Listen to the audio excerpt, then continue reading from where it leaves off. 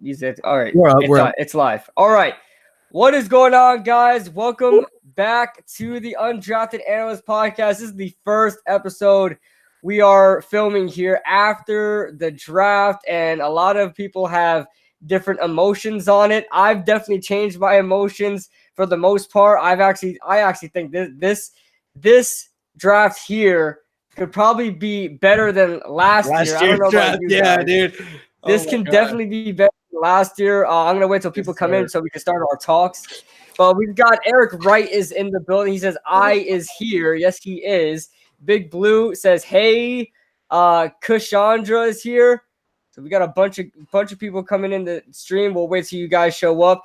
Daniel Jones actually saw. Look, dude, Jzach, Nasir Castle is the epitome of what me and you were just talking about. Every Giants fan is starting to go, well, we kind of like Daniel Jones. Yeah, he ain't so bad. I don't know if it's because we've been dealing with Eli for so long because they're so alike. Maybe that's something where our eyes are used to. Yeah, and we just like him so much. But I don't know, man. Even though as a player right now, Haskins is probably the better quarterback still, and of course, I probably still would have took Josh Allen, but I'm not as mad at the pick. I don't actually. I'm being honest with you. I don't know because you don't know. Hold on. When it comes to Josh Allen, everybody knows. First off, hold off. Josh Allen right now in the draft was a top 4 player. Okay, but I'm being honest with you. I actually think Clelin Ferrell has a higher chance of being successful in the NFL than Josh Allen does. That's what I've been saying. Why does everybody call me crazy? Because I'm not crazy. Because everybody just goes with the consensus. Josh Allen is good, but his tape doesn't show as much as what you think it would. Like, he doesn't have a lot of technique. He's just got a lot of athleticism. He won a lot with speed and swiftness. You're going to need a lot more technique to win in the NFL. So I think Clelin Ferrell actually translates over better than Josh Allen does. So I'm being honest with you. I'm not going to be surprised if Josh Allen never actually becomes anything special. But I mean, I wouldn't be surprised if he becomes something special as well. I could see him going either way. So let me cut you off real quick and saying that the Jaguars choosing Josh Allen was a terrible move in my opinion. Everybody's gonna love the move because they're taking best player available. But do you guys know who Dante Fowler is? They're relatively just about the same player. They're both speed rushers, and Dante Fowler did not fit the Jaguars scheme. Yeah. Josh Allen doesn't fit their scheme. It's Dante Fowler all over again. Dante Fowler has skills. Josh Allen's a lot better, but here's the thing is, they're going to run Josh Allen with his hand in the dirt 24/7. Josh Allen's that's not how you do it. You have to let him play. He needs to be a hybrid linebacker. He needs to play stand-up linebacker sometimes. He needs to drop back into coverage sometimes if you want to use him fully. You know, I don't think they're going to use him right. I think his talents are going to be kind of wasted there in Saxonville right now. But let's start some of the chat real quick. Daniel said, one John Rebuttals in the chat. What's going on, man? Oh, man, David goes, ready for your roasting, Jzach. Is that what I'm known for? The guy who just roasts people now? I got to calm down. That's what I'm known for. Nasir Castle says Daniel Jones would be better than Dak. So at the minimum, we'll have that. I hope so. We were talking about this earlier, dude. I think Daniel Jones is going to be better than Eli. I'm coming out there with a hot take, girl. I'm coming out there with a hot take. Oh man! But here's the thing. I've never been that high on Eli, but I've never been that high on Eli to begin with. Like, for instance, I don't think Eli's a Hall of Famer. So, like, I've never been that high on Eli to begin with. I think Eli's a Hall of Famer. Absolutely not. Absolutely not. What? I don't care about those 2 rings because that 2 rings wasn't all Eli. Eli didn't carry us in the Super Bowl. Our defense carried us in the Super Bowl. Here's the thing. Eli had 2 good seasons. That's it. I don't consider. I think he's a Hall of Fame. Here's the thing. I think people are only saying that because we're Giants fans, and they're only saying that because he's got 2 rings. Phillip Rivers Phillip Rivers didn't even have a ring, and he's better than Eli. He could be in the Hall of Fame too. Yeah, I know that, but Phillip Rivers is better than Eli. So I feel like people are just taking it because of the rings. So I don't know. I think people are way too high on Eli, in my personal opinion. I think Eli's always been an average quarterback. I don't think Eli's ever been an elite quarterback. That's a conversation we can have too. Eli, I would say Eli for sure is a Hall of Famer. I wouldn't say first or second ballot. Maybe he'll take a while to get there, but I think eventually he'll make the Hall of Fame. He wanted to see. I think he'll make it. I think he'll make it, and easily a Hall of Famer. That's an absolute no, Poppy Goat. That's an absolute no. Eli is not even close. I think by easily he means he will be in the Hall of Fame. I think he means it's an easy decision. It's not an easy decision. If somebody tells me Eli's a Hall of Famer, I'd be like, okay. But if you're telling me that I think he's as good as all the other quarterbacks I would put in the Hall of Fame, absolutely not. Eli has hardly ever been a top 10 quarterback in the That's NFL. True. Yeah, he's had one or 2 top 10 exactly. seasons. And you're not gonna tell me somebody who has 1 or 2 top 10 seasons as a quarterback in the NFL is a Hall of Famer. No, fuck you. I'm just not a stupid person. I'm not gonna go with that. If it was anybody but Eli, nobody would be saying this. But because he's been our quarterback for the past years, everybody's on him. Like I don't know. I don't think so. Like think about it. Really think about it. You take the name away, you take his numbers, and you take his name away, and you just tell me, hey, this is a random quarterback. You never give us our name. Never tell us what team he plays for. Tell him he did won 2 Super Bowls, but in that Super Bowls, his defense is primarily the reason why we won that. Which he did have a few good throws. Right. And you give me his numbers and you show me how good of a quarterback he's been. You tell me, okay, he's had about 2 seasons where he was actually a really good quarterback, maybe a top 10 quarterback in the NFL. There's no way you're going to tell me this guy is a Hall of Famer. I don't think Super Bowls should pertain to whether you're a Hall of Famer or not. Super Bowls are a team effort. Oh, it won't, but the memory, what I'm saying, the history he's made too. And yes, the Super Bowl mostly was carried by the defense, but he had to take part in that too. That Mario Manningham was not even as a Giants fan. I'm not speaking as a Giants fan right now. That Mario Manningham throw was probably the best throw I've ever seen. I'm not gonna lie. I'll put it up there with you. I'll put it up there with you. I mean, I'll tell you that. I'm with you. He showed up like this is the problem I'm having now. If Eli Manning really didn't start falling the way he's done since 2013 and on 2013 and present, everybody would still be calling him a Hall of Fame quarterback and things like that, but he is ruining his legacy the more and more he plays because every time we mention Eli Manning's name now, it leaves a bitter taste in our mouth because we want to talk about him as this New York Giants savior, one of the best players to ever put on a Giants jersey. But ever since 2013, it's just not been that way. And I think he is a Hall of Famer, but I think it just leaves a bitter taste in people's mouths when they think about him just because of what he's done from 2013 and onward. Now, you could say this interceptions and stuff like that. I'm not going to talk about interceptions because Brett Favre, we're not even going to go there, okay? I think it's important, though. I think it's important, but I don't think it's a deal breaker because, I mean, if so, Brett Favre would never be there. But Brett Favre is a lot better than Eli is. I mean, they both throw a lot of interceptions, but you can't really go like, well, Brett Favre threw interceptions. Brett Favre is a whole different type of guy. That was a whole different type of quarterback. But at the same time, you can't just disregard him because of the interceptions because we're not disregarding, Brett Favre. But a lot of people keep saying the Redskins won the draft. They had like 2 or 3 good picks. That's about it. The Redskins had a good draft. They didn't win the draft. In my opinion, the Cardinals smoked The Cardinals. Oh my God. The Cardinals freaking wiped the Cardinals, dude. Oh my God. They went. Every single pick was like an A+ for me. Hot take right now. Do not be surprised if Arizona makes a wild card. I'm saying it right now. I'm saying it right now. They might not win the division because the Rams are there. But if the Rams were not there, they would look right now my favorite because they got to stay healthy for one. They got to stay healthy. Top 15 quarterback of all time. That's a big nope. That's no, Crewhead. I can't do that. I can't do that. I love Eli. I'll defend him. I'll debate Jzach on the Hall of Fame thing, but I just can't put him top 15. It's hard. This guy said Rivers. Yeah, Rivers is easily a better quarterback than Eli. If you don't think so, you got bias all in the way, dude. If you don't think Rivers is a better quarterback than Eli, you got so much bias in there. It's disgusting. That's disgusting. If you don't Giants think Rivers failed this draft. Yankee King says the Giants failed this draft. Every single pick from O'Shane Jimenez and down, even though I did like the early picks, but I was still no, look, I was just about to get to that. Okay. I was very bitter in those times. I couldn't enjoy in the moments because I was still on and on about Daniel Jones. But from O'Shane Jimenez and down, every single pick, I was like, oh my God, what a pick. What a pick. When I seen Julian Love, we were talking about this before. Bro, Julian Love is like that guy was like my 6th cornerback. Yes, bro. he was on my honorable mention. God. Me and Jzach both agreed on this that the Giants need to double dip and corner in this draft, and they did that. They tripled down on it, and they got 3 good corners out of it, preparing for the worst. When that Corey Ballentine pick was made, I said the Giants are preparing for a fire sale right now for at the cornerback position. They're probably going to get rid of Janoris Jenkins. Who knows? Maybe this year, Janoris Jenkins is not a Giant. On top of that, I don't even think he starts game 1. Yes, I think he's out before game 1. The drafting Corey Ballentine told me that they're not too sure on Sam Beal yet. So we don't even know if Sam Beal is going to play to his full potential. We don't know if he's going to be fully healthy there. So, having DeAndre, having Julian Love, having Corey Ballentine, what a move there. We went from cornerback was almost the weakest part Bro, of our the team. secondary is the strongest part of our defense right now. Exactly. It's amazing. It looks great. I know Julian I'm and happy DeAndre we Baker. skipped out on safety. I'm okay with skipped out on safety. We have good depth there. Sean Chandler is a sleeper. We'll take one next year. I know. Yeah, I'm okay with it. I'm be honest with you, dude. I know Julian Lev, DeAndre Baker haven't played a down on football yet, but I'm telling you, I think those two guys are good. I really like DeAndre Baker. This is the hot take here. I think Julian Love might have a better career than DeAndre Baker. I'm just saying it right there. As a slot corner. Here's the thing. I don't think it's going to happen, but I wouldn't be surprised. Yeah, because I think Julian Love will play the slot better than DeAndre Baker will play the outside. Yeah. That's all I'm saying.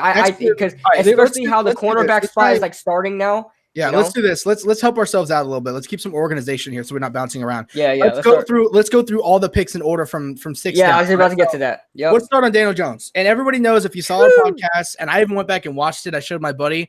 My boss even went and saw our podcast. He saw my reaction to Daniel Jones. Everybody knows how I feel about Daniel Jones. If you were in the podcast with us, if you were in the live stream, oh my God, I couldn't speak. I couldn't speak. I couldn't speak because screams were coming out. That's all. My throat was hurting at the end of it. So, but I'm telling you guys something. I've been watching a lot of tape on Daniel Jones. Daniel Jones. Here's the thing, guys. And people aren't going to believe what comes out of our mouth right now. People are already listen, I want to give a quick PSA real quick before you continue. Me and Jzach haven't talked pretty much this whole week. We haven't talked about Daniel Jones. As soon as we hopped in, we started talking. Dude, I think I like Daniel Jones. Yeah. And he was like, "Yo, me too." I was like, "Hold on, we were talking about this in the podcast." I hadn't even texted you at all. We hop on the podcast before the podcast starts. I'm like, dude. Daniel Jones, you're like, you too? I'm like, yeah. That happens to us all the fucking time. Yeah. We're always right there with these players, man. Okay, so Daniel Jones is not a waste of a pick, and I'll tell you why. Everybody's going to compare Daniel Jones to Dwayne Haskins from now on. And in college, I don't think the difference between the two of them is actually that far out. And before you guys fucking flame me, here's the thing. Daniel Jones had absolutely nothing around him. I'm talking about everybody was complaining about how Eli Manning didn't have an offensive line. His offensive line was worse than the Giants' offensive line. Daniel Jones had Eric Flowers at every position on the offensive line blocking for him. That's what he had. Daniel Jones had his own Eric Flowers at both tackles, both guards, and center. He had. I'm talking. It's really guys. I'm not even kidding. Even if we didn't take Jones, I would actually feel bad for him after how much pressure he was under. Now, let me tell you about how Daniel Jones reacts under that pressure. And I know, Gio, I know you're going to love this. And I'll show, when we do our tape analysis together, you're going to love this too. I've seen Daniel Jones get licked just to make a 5-yard throw. Yes, I noticed that. That's what I want. That's what I want. Bro. That guy will sit there and stare into the valley of death and be like, well, I got to make this throw. And he will take that shit head on. It's insane. I mean, he will take a lick just to make a screen pass. This guy is fearless. I mean, he's absolutely fearless. Does not shy away. He's tough and gritty, like Pat Shermer says. Pat Shermer didn't lie when he says he's one of the toughest, grittiest players he's seen, and that's the guy he wanted. I mean, oh my God, when it comes, Bad Dog, what's going on, bro? Bad Dog, what's going on? Thanks for this. Thanks, man. He said, keep up the good work, fellas. Draft is over. Time to rally around DJ. My initial reaction aside, he's our quarterback of the future. Kyler Murray, 2019 Rookie of the Year. He had to throw that in there. I agree with you. I think he will be. I think he's going to be. But thank you, Bad Dog. I say he didn't have to do it, but he did. $5. Boom. Oh, God. Like that. But, Bad Dog, if you just joined in, man, we're talking about Daniel Jones, and me and Jzach had no prior talking to this before, except 5 minutes before we started the stream. We're actually starting to like Daniel Jones now. The more film we're watching, the actual analysis, like we're not watching highlights. We're not watching anything like that. We're not listening to what other people are saying. Yeah. I sat down in the darkness, tears rolling down my eyes, and I was like, all right, I gotta watch him on film. I gotta do this. And I was like, by the end, I was like, listen, Hey, exactly. Hey. But like I was saying, guys, Daniel Jones is fearless behind the pocket, behind that horrible offensive line. And here's the thing. Daniel Jones is actually very, very, very well from the short to immediate range. I'm talking like he's very accurate. I think he's just as accurate as Haskins is from that 25 to 5-yard range. I mean, that's where most of the statistics show the average NFL throw is about a 20-yard throw, 15 to 20-yard throw. Yep, Daniel Jones excels in that. I think it's 17, his something like that. Yes, and his decision-making is phenomenal. Great decision-making. He's got decent accuracy. Everybody wants to talk about noodle arm. That's anything but true. He does not have a noodle arm. The reason why, if you watch his highlights, you see short passes is because I went and watched the tape. this guy, when throwing the ball deep, he's on target. His receivers do not catch the ball.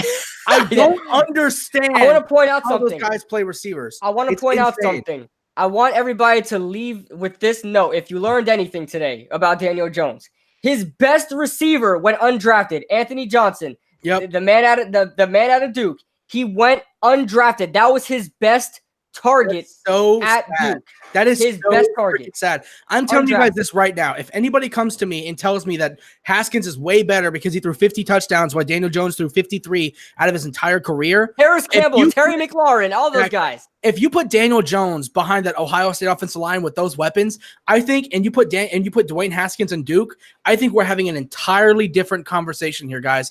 I'm being honest with y'all. We're having an entirely different conversation. First of all, no, he does not have a noodle arm. Go actually watch his tape. The guy can throw the ball deep if he needs to. He's actually got a really good arm. I think he has an above average arm strength. He just doesn't bring up your point, and then I'll mention his arm. Go bring. So I think it's Daniel Jones is a lot better than what people think. A lot better than what people think. I actually think he was my number 3 quarterback in terms of right now skill. I think Daniel Jones will actually be a very solid quarterback. Is my biggest fan in the world. Hops in the chat. Well, Esco, there he goes. But what I was gonna mention, guys, about Daniel Jones and his arm, it's not that he can't get the ball there. I have a problem with his arm strength as in actual speed and velocity of the football.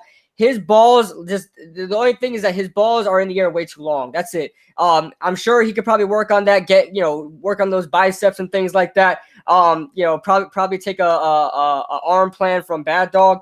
But my only problem with Daniel Jones is that his balls are in the air too long. Now, is that a problem with his arm strength or how he throws the ball, his throwing motion? That all factors in. But what I noticed that his balls are just they're too far. I mean, they take too long to get to the wide receiver. That's kind of yeah. I should have caught myself. I should have said something. I saw that, brother.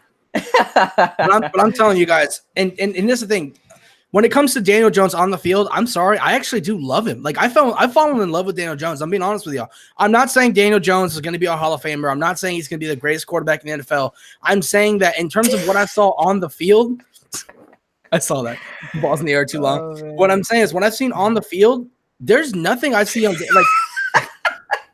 Yo, y'all chill, bro. I'm sorry, guys. I can't believe I can't believe you guys put that. I'm sorry. Oh, I shouldn't have said that. He does have a weird throwing motion, but he actually has a very fast release. He's got a weird motion, but the ball gets out of his hands very quickly. So when it comes to Daniel Jones on the field, there's actually a lot more to like him off the field. He's actually a great guy. Like he's really intelligent, very, very mature. That's another factor. The Corey Ballantyne thing. He instantly reached out to Corey Ballantyne to check up on and see if he was all right. That's actually what I want to get to too. And I know Ray was saying that talking about this before, that his personality won't matter on the field. But what I'm saying is the Giants have always been a classy organization. Aside from the Odell situation, oh god. But aside from I just lost my train of thought because Ray's stupid comment there. But all right, listen. You lost your train of thought because you're talking about balls too much. All right, I'm here watching football. We're talking about football. Listen. That was too many words about balls in a conversation. I'm here looking at the podcast through the other phone, and then hearing y'all through the mic, and all I hear is balls, balls in the air. Balls everywhere. Man, I completely lost my train of thought. But with Daniel Jones, we got everybody has to watch film on Daniel Jones. Watch film on him, man. Watch film on him. I know he's a boring quarterback to watch because he makes all the right decisions. He's not really a risk taker per se. When people watch tape, they're not looking for accurate, articulate plays. They're just looking for that flashy play. Daniel Jones isn't flashy. He does what has to be done, and that's smarter than having the flashy play all the time. Yo, you guys are gonna wear out the balls joke. It's not gonna be funny anymore. Y'all keep doing it. Is Dave Gettleman holding a gun to y'all's head? No, listen. I'm a free thinker. I'm a free thinker. All right, Rover. Everybody gets on my man. Rover Sports for constantly changing his opinions. I know his opinions are a little wacky, but he constantly changes and he's open to interpretation. He's open to changing his mind, and that's exactly how I have it as well. Just watching the guy, you have to think about it like this: watching the guy in a Giants uniform as you're watching film, and if you love this guy, you know. On top of it, I was mentioning also off the field stuff like that, how he's a great quarterback and stuff like that. The Giants love that. They're a classy organization. That's what I was trying to talk about before. But you got to watch Daniel Jones on film, man, and you got to think about him in a Giants jersey making those plays and with a better cast around him. You know, he immediately, instantly, every single player at every single position that the Giants are right now, there has never been a better player that he's been surrounded with. Yeah, Daniel Jones is surrounded by better talent than he's ever even thought about. Yes. And Miss Bad Dog actually just said that. He said, hopefully we can build our offensive line around Daniel Jones.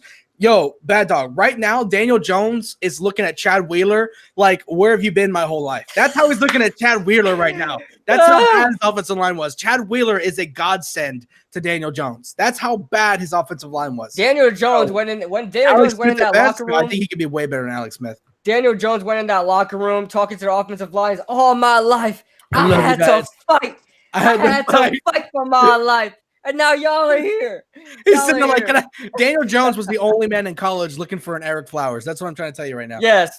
Daniel Jones is like, oh my God, you guys have Eric Flowers? Bless your heart. No, trust me, Wheeler does suck. I agree. Wheeler needs to be replaced before game one, before the preseason starts. But that's how bad Daniel Jones' offensive line was. That Chad Wheeler would have been the best player on his offensive line. And when we get to our double-A pick, I call him George Double-A because I can't pronounce his last name. Our George Double-A pick in the 7th round, that guy's a sleeper, dude. I watched him on film. I had a 4th round. Watching him on film after we drafted him, I have like 4th round. 4th round, we got him in the 7th round. So I like what we get from George Double-A. We'll get to him when we get to him. But final thoughts on Daniel Jones and what we think about him now. I'll start. Daniel Jones, listen. If you put me back on draft day, I don't know if I would still pick Daniel Jones, but I'm sure on board with it right now. Like, I'm not as mad about it before, similar to the OBJ trade and things like that. I'm not as mad about it before, but if you put me back in time, I probably still wouldn't make the move. But I'm with it right now. So overall, I'm about to put my draft recap video, and I rated it in F. But just take that away. That was recorded a day after the draft, a day after the full draft was set. I'm gonna give it a solid. I'm gonna give a solid B. Solid B. Not minus, not plus. Solid B for Daniel Jones. I'm going to name mine. Oh, for Daniel Jones. Okay. Yeah. So for me, if I have to go back, man. Oh yeah, here's the thing. I'll give 2 answers. Okay, I'm a cop out. Okay. If I can take any position I want, I might actually take Jawan Taylor or Jonah Williams. I'm being honest. Even over Josh Allen. I'm being honest, guys. I might actually take a tackle if I could take any position I want, because then I think my offensive line is actually elite at this point in time. Like, if you take Jawan Taylor or Jonah Williams on the right side, I actually think we have an elite offensive line, and that's more so valuable. But here's the thing. I think all the GMs knew that these guys would fall. That's why we didn't. That's why we didn't take them. Yeah. But if you make me take a quarterback, if I have to take a quarterback, I'm at this point now, even though I think Haskins is better right now, I'm at this point to where if I had to take a quarterback, I think I'm still taking Daniel Jones. I'm being honest. If I go back in time and have to take a quarterback, I'm still taking Jones. He's just way more NFL type quarterback. And I think he's got the mental side of it all. I think Dwayne Haskins is not going to have that good a career. I think he's too immature. From what I saw from draft night and how he's acted, and the way he's got his own brand going already, like I think Haskins is. I don't think Haskins is going to be that good of a teammate and that much of a locker room guy. I think Daniel Jones is going to be one of the best locker room guys on our team. So yeah, if I had to take a quarterback, I'm taking Jones. If I have to take any player, if I can take anybody, it's either like Jawan Taylor or like or Jonah Williams. And I'm solidifying my. Let me read this chat, then I'll get raised real quick. Gettleman is really messing up the team. He should be fired. I don't know, man. I called for his job before. You're a Niners fan. I want to eat those words. Yeah, it says Niners right there. Cleveland Farrell was graded B+, and they said he was a great passer behind Bosa. That Cleveland Farrell will land and talk. So, Jawan Taylor is a big injury risk with that knee, back, and weight issue. Okay, he has knee problems. Okay, I didn't know that. Yeah, do y'all think Daniel Jones is going to be so much better than he was in college with the Giants? Yes, yes, of course. Oh absolutely. My gosh, yes. Yeah, he had no talent. Now he's got talent. It's if you think Daniel Jones is going to be worse with the pieces he has, you're smoking crack. Insane. Yeah, you're smoking crack. The defense has got better, yes, but he's never had a weapon like Saquon Barkley before. All right, Ray, your final thoughts on Daniel Jones? I know you're probably still unhappy, but Bro, listen, I want to ask one question to Jzach. Hit me with it. You said you would still take Daniel Jones, but would you still take him? If I had to take a quarterback. Yeah. But would you still take him at 6? Yes, because that brings up a good point. I'm actually really, really happy you asked that, because a lot of people were talking about we could have got him at 17. I don't think so. There's a lot of reports. The Broncos want him. Gettleman, and here's the thing, guys. I actually believe Gettleman when it comes to this. I do, because here's the thing. Gettleman's too smart to take a guy at 6 if he knows he can get him later. Really think about it. Think about this, guys. Really, really think about it. Gettleman knew the corners were going to drop. There's a reason he took Dexter Lawrence at 17. He would have taken him. Everybody thought Dexter Lawrence could have been taken later. I don't think so. Everybody thought Daniel Jones would have been taken later. I actually don't think so. I think the Dolphins could have taken him. I think that I'm actually like 90% sure the Broncos were going to take him, because if you're the Broncos, why trade down? Why would you trade down? Devin Bush fits your scheme well. Everybody mocked him to go to Denver. I actually think they traded down because their guy was gone. And nobody can tell me, but they got Drew Lock. Why didn't they take him at 10? Yep. Why didn't they take him when they traded down in the first round? Why didn't they take him with their first round pick? If that was really their guy, they would have taken him with that first round why pick. didn't they take Drew Lock 10? Why did they take Drew Lock at 10? Why would they risk taking Drew Lock in the second round? They had 2 chances to take Lock and did not do it. You cannot tell me they were all in on Lock. I think their guy was gone, which was Jones, and that's where they left. Gettleman might be stupid because we think he's dumb for taking Daniel Jones in general, but you cannot tell me that Daniel Jones actually took Daniel Jones at 6. It would, especially if he thought he knew he would have been there at 17. There's no way he wouldn't have taken him there. I truly do believe that he would have been gone before 17. I do believe that too. Ray, what's your final grade on Daniel Jones? C. I didn't get mine. I'm gonna go with a B+. B+. All right, yeah, I'll give it a solid B. Nothing more, nothing less. And then through the preseason, we'll get to see more of DJ. Is he? Anybody know what number he chose yet, or did he choose a number yet? I think they're gonna give him 17. Because Kyle Lauletta is probably gonna be like, dude, fucking Lauletta's not even. He's not even our future. I'd be like, he was like, I was the future first. Yeah, no. I think Lauletta needs to abandon 17 because he's not even our second string quarterback. So no, I definitely think he needs to B+. I mean, laugh at me all you want. You keep saying that. Watch, Daniel Jones is gonna be good. I promise you. And Dave Gettleman was confident when he said, "Give me 3 years, and you guys are gonna change your mind." Like, he was so confident. He didn't look worried or anything like that. He was like, "Give me 3 years." Yeah, Bad Dog. I was honestly, I don't know, Bad Dog. I wanted the tackle too. But I'm being honest with you. I think it's because I think Gettleman just really loved Dexter Lawrence. Yeah, and Bad Dog.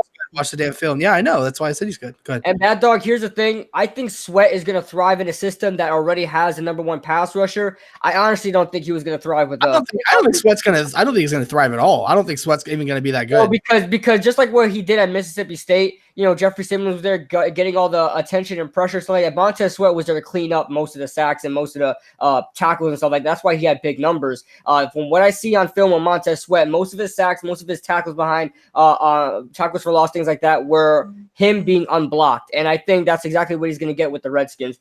Ryan Kerrigan's going to get the attention, and Montez Sweat's going to clean it up. Because it's not like Montez Sweat doesn't have the speed to clean it up. He can do that. You're not asking too much from a guy to clean up, a tackle or a sack or anything like that.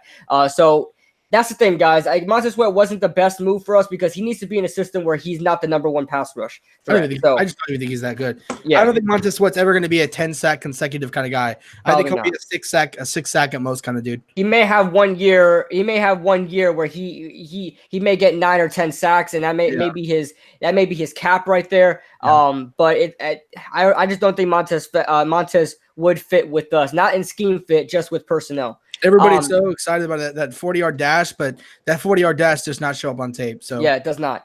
Real quick, guys, before we move on, make sure you guys hit that like button. We have 50 people in the chat right now. Thank you guys for joining in the Undrafted Analysts. We appreciate that as we talk about the Giants draft. Also, I have a video dropping as soon as this stream is ended. I'm going to be dropping my full recap video. You guys can go watch that there. But now let's talk about our second first-round pick, 17th overall. That is Dexter Lawrence. Now, Dexter Lawrence, obviously similar. I really compare this pick to the Evan Ingram pick just because he wasn't the best player at the position available, and he just wasn't the best player of need. It fit a need, but it wasn't necessary, but I still think he's going to make an impact on the team. Dexter Lawrence, I could have went different ways with 17, and Dexter Lawrence isn't going to be a bad player. I just probably wouldn't have taken him there.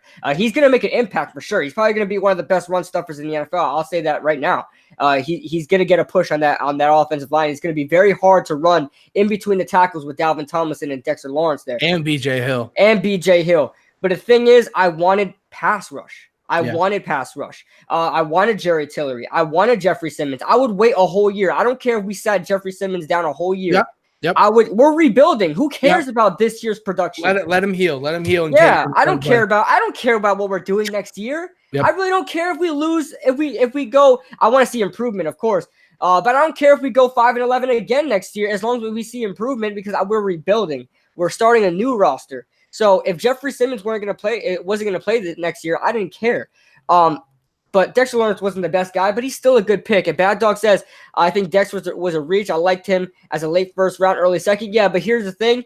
It wouldn't be a reach for the Giants because I don't think he's really worth trading up for like we did with DeAndre Baker. Yeah. And he wasn't going to last till 37. That's the thing. He wasn't going to last that far. So if Dave Gettleman really loved his guy, he said this in press conferences on and on again. If you love your guy, take him. That's what he says. When did Gettleman say we're not rebuilding? I thought he said you can win while you're rebuilding. I'm pretty sure on multiple occasions he's acknowledged the fact that we're rebuilding. Oh no, a Bad Dog. He said it time and time again. Yeah, we are rebuilding. He said this is the rebuilding stage. He just said that you can win while you're rebuilding. Yeah. But when it comes to the Dexter, sorry, go ahead. No. I was just gonna mention random stuff. Go ahead, go. So when it comes to the Dexter Lawrence pick, at first I was super against it, and I've watched a lot more tape on Dexter Lawrence, and I'm coming around on that one as well. Now, here's the thing: I think Jerry Tillery was a better player and is a better player. But I've recently learned some stuff about Jerry Tillery that I should have known already that I didn't know. He has stepped on a player before on the field on purpose, kind of like how Ndamukong Suh did. And as soon as I learned that, I do not want Jerry Tillery. I don't care how nice of a guy he's off the field. I do not want anybody like that ever on my team. I completely hate Ndamukong Suh. I hate him. I hate Vontaze Perfect. I hate players like that. If you were somebody like that, I don't even want to be near you. I don't want you near my team. So actually, no. I'm happy we didn't take Jerry Tillery.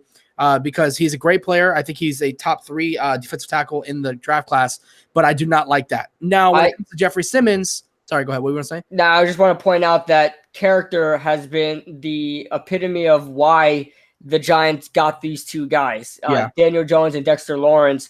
Didn't choose Jerry Tillery, didn't choose another quarterback because they loved the character. The character. And if you look at Dexter Lawrence, he looks like a gentle giant. I'm not gonna lie. So he looks like a freaking huge teddy bear or something like that. So that's what they want on the team, character. It's all about character. They said that in press conferences too when they threw shades at OBJ. They wanted a guy that wasn't a cancer in the locker room. They're trying to rebuild the locker room as well as the roster. So go ahead. So now when it comes to Lawrence, now here's the thing. I cannot explain passing on Jeffrey Simmons. That there's nothing you're not going to hear. You're not going to hear a defense from me. Jeffrey Simmons would have been my pick every day of the week. It would have been Jeffrey Simmons. I think interior pass rush is more valuable than edge rush. And I think Jeffrey Simmons could have brought that. Now, here's the thing about Dexter Lawrence. Everybody's like, he's a pure run stuffer. He is kind of a run stuffer. But if you go watch his tape and not his numbers, he gets a push. Lots of sacks that Cleveland Ferrell and Christian Wilkins got, they were actually because of Lawrence. I saw that. I saw lots of the sacks that they got. They only got those sacks because Lawrence created pressure up the middle, which caused the quarterback to run outside a tackle and was able to get grabbed by Cleveland Ferrell. So he didn't get credit for a lot of those sacks, but he actually had a ton of half sacks. I would consider them half sacks. Yeah, he never touched the quarterback, but they happened solely because he got such a huge push from the interior side. And I know that's what Gettleman said. He's going to help create push from the inside. Now, here's the thing. Lawrence right now is at 345, something like that. Lawrence said he wants to drop to 315. Now, I've been thinking about this about Lawrence, and I think Pro Football Focus actually just came out and said this in their Giants analysis video, their draft video, that they actually think, and I agree with them, that if Lawrence can drop to 315 pounds, I think he could be good as Jerry Tillery, good as Jeffrey Simmons, because he's got elite athleticism at 340-something pounds. That's insane. If you watch this guy move, you watch this guy move, he is not moving like a 340-something He's not moving like a 342 pounder. He's moving like a guy who weighs 300 pounds. I can only imagine how much quicker he's going to be when he drops to 315, which he did come out and say he wants to drop weight. He knows, he understands. And that's a lot. That's a lot of weight to lose. 340 to 315. I think he can easily do it, and he's only going to get more athletic when he does it. I'm being honest with you guys. If Lawrence drops that weight, I think he could be as good as Jeffrey Simmons. I think he could be a way better player than he is right now. And I'm actually very, very excited for what Dexter Lawrence is going to become. Once again, though, I defend him against Jerry Tillery. I defend the pick. If I had to take the pick again, I actually might take him. I'm being honest with y'all. Not over Jeffrey Simmons. So I think Jeffrey Simmons sticking through is always the guy over him. So if I had to go take the pick again, it'd be Jeffrey Simmons. If I couldn't take Jeffrey Simmons, I might actually take Dexter again. I'm being honest with you guys. I mean, I'm loving these picks. Dex getting busted for PEDs at Clemson. I don't like it, but he has been cleaned up, and I'll run with him. I don't like it either. Yeah, I don't like that dog, though. I'm not going to defend the Jeffrey Simmons because that's if we're going to take, like I said, at 17, we wanted a corner. We wanted Byron Murphy. That's pretty much 5'4" at 40 times. Yeah, but at 342 pounds. Oh my God. You guys got to think about it like this. This guy had 10 sacks in 3 years. I saw Mike Too Nice's video. He said 10 sacks in 3 years like it was a bad thing. The guy is a straight up nose tackle. He's a nose tackle. He's a nose tackle. Yeah, Damon Harrison comes out with like 1.5 sacks a year, and he's still one of the best in the NFL. As far as a run stuffing nose tackle goes, if you have a run stuffing nose tackle that's 342 freaking pounds, and like Dexter Lawrence, and he has 10 sacks in 3 years, that's balance right there. That's a balanced defensive tackle that can pass rush. Okay, if you guys watch him on film, he is the guy that you have to watch film to see his production because his stats aren't going to tell you everything.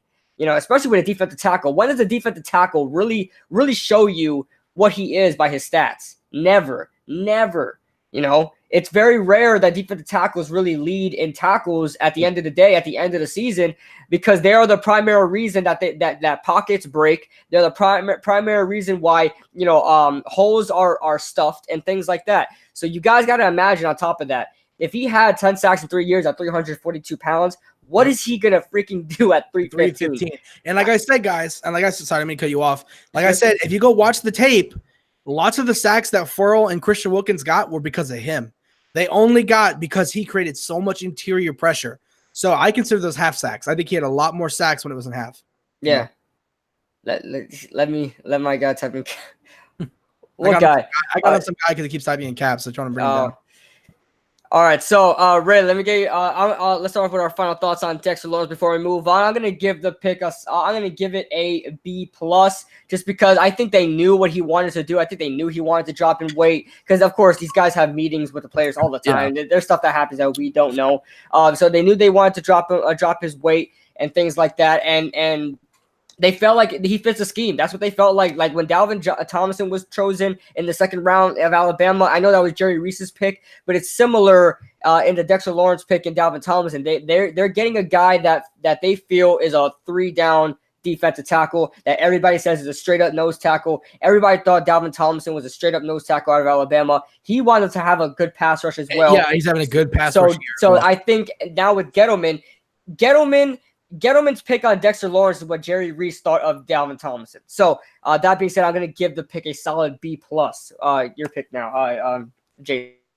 So considering what Dexter Lawrence is right now, I'm actually going to tie you. I'm actually going to go with a B, just a straight up B. But if he drops the weight, if he drops to 315 like he says he's going to, and he actually becomes what I pretty much know he can become if he drops to 315, I'm going to give it an A. A straight up A. So I'm sticking with the B for what he is now because right now he's primarily a run stuffer, although he is extremely effective the pass rush. He was a big part of that pass rush at Clemson. But if he drops what I think he can, I'm going with a straight up A. Oh, go ahead, Ray. I'm gonna just give it a B-. I want to be different from y'all. A B-.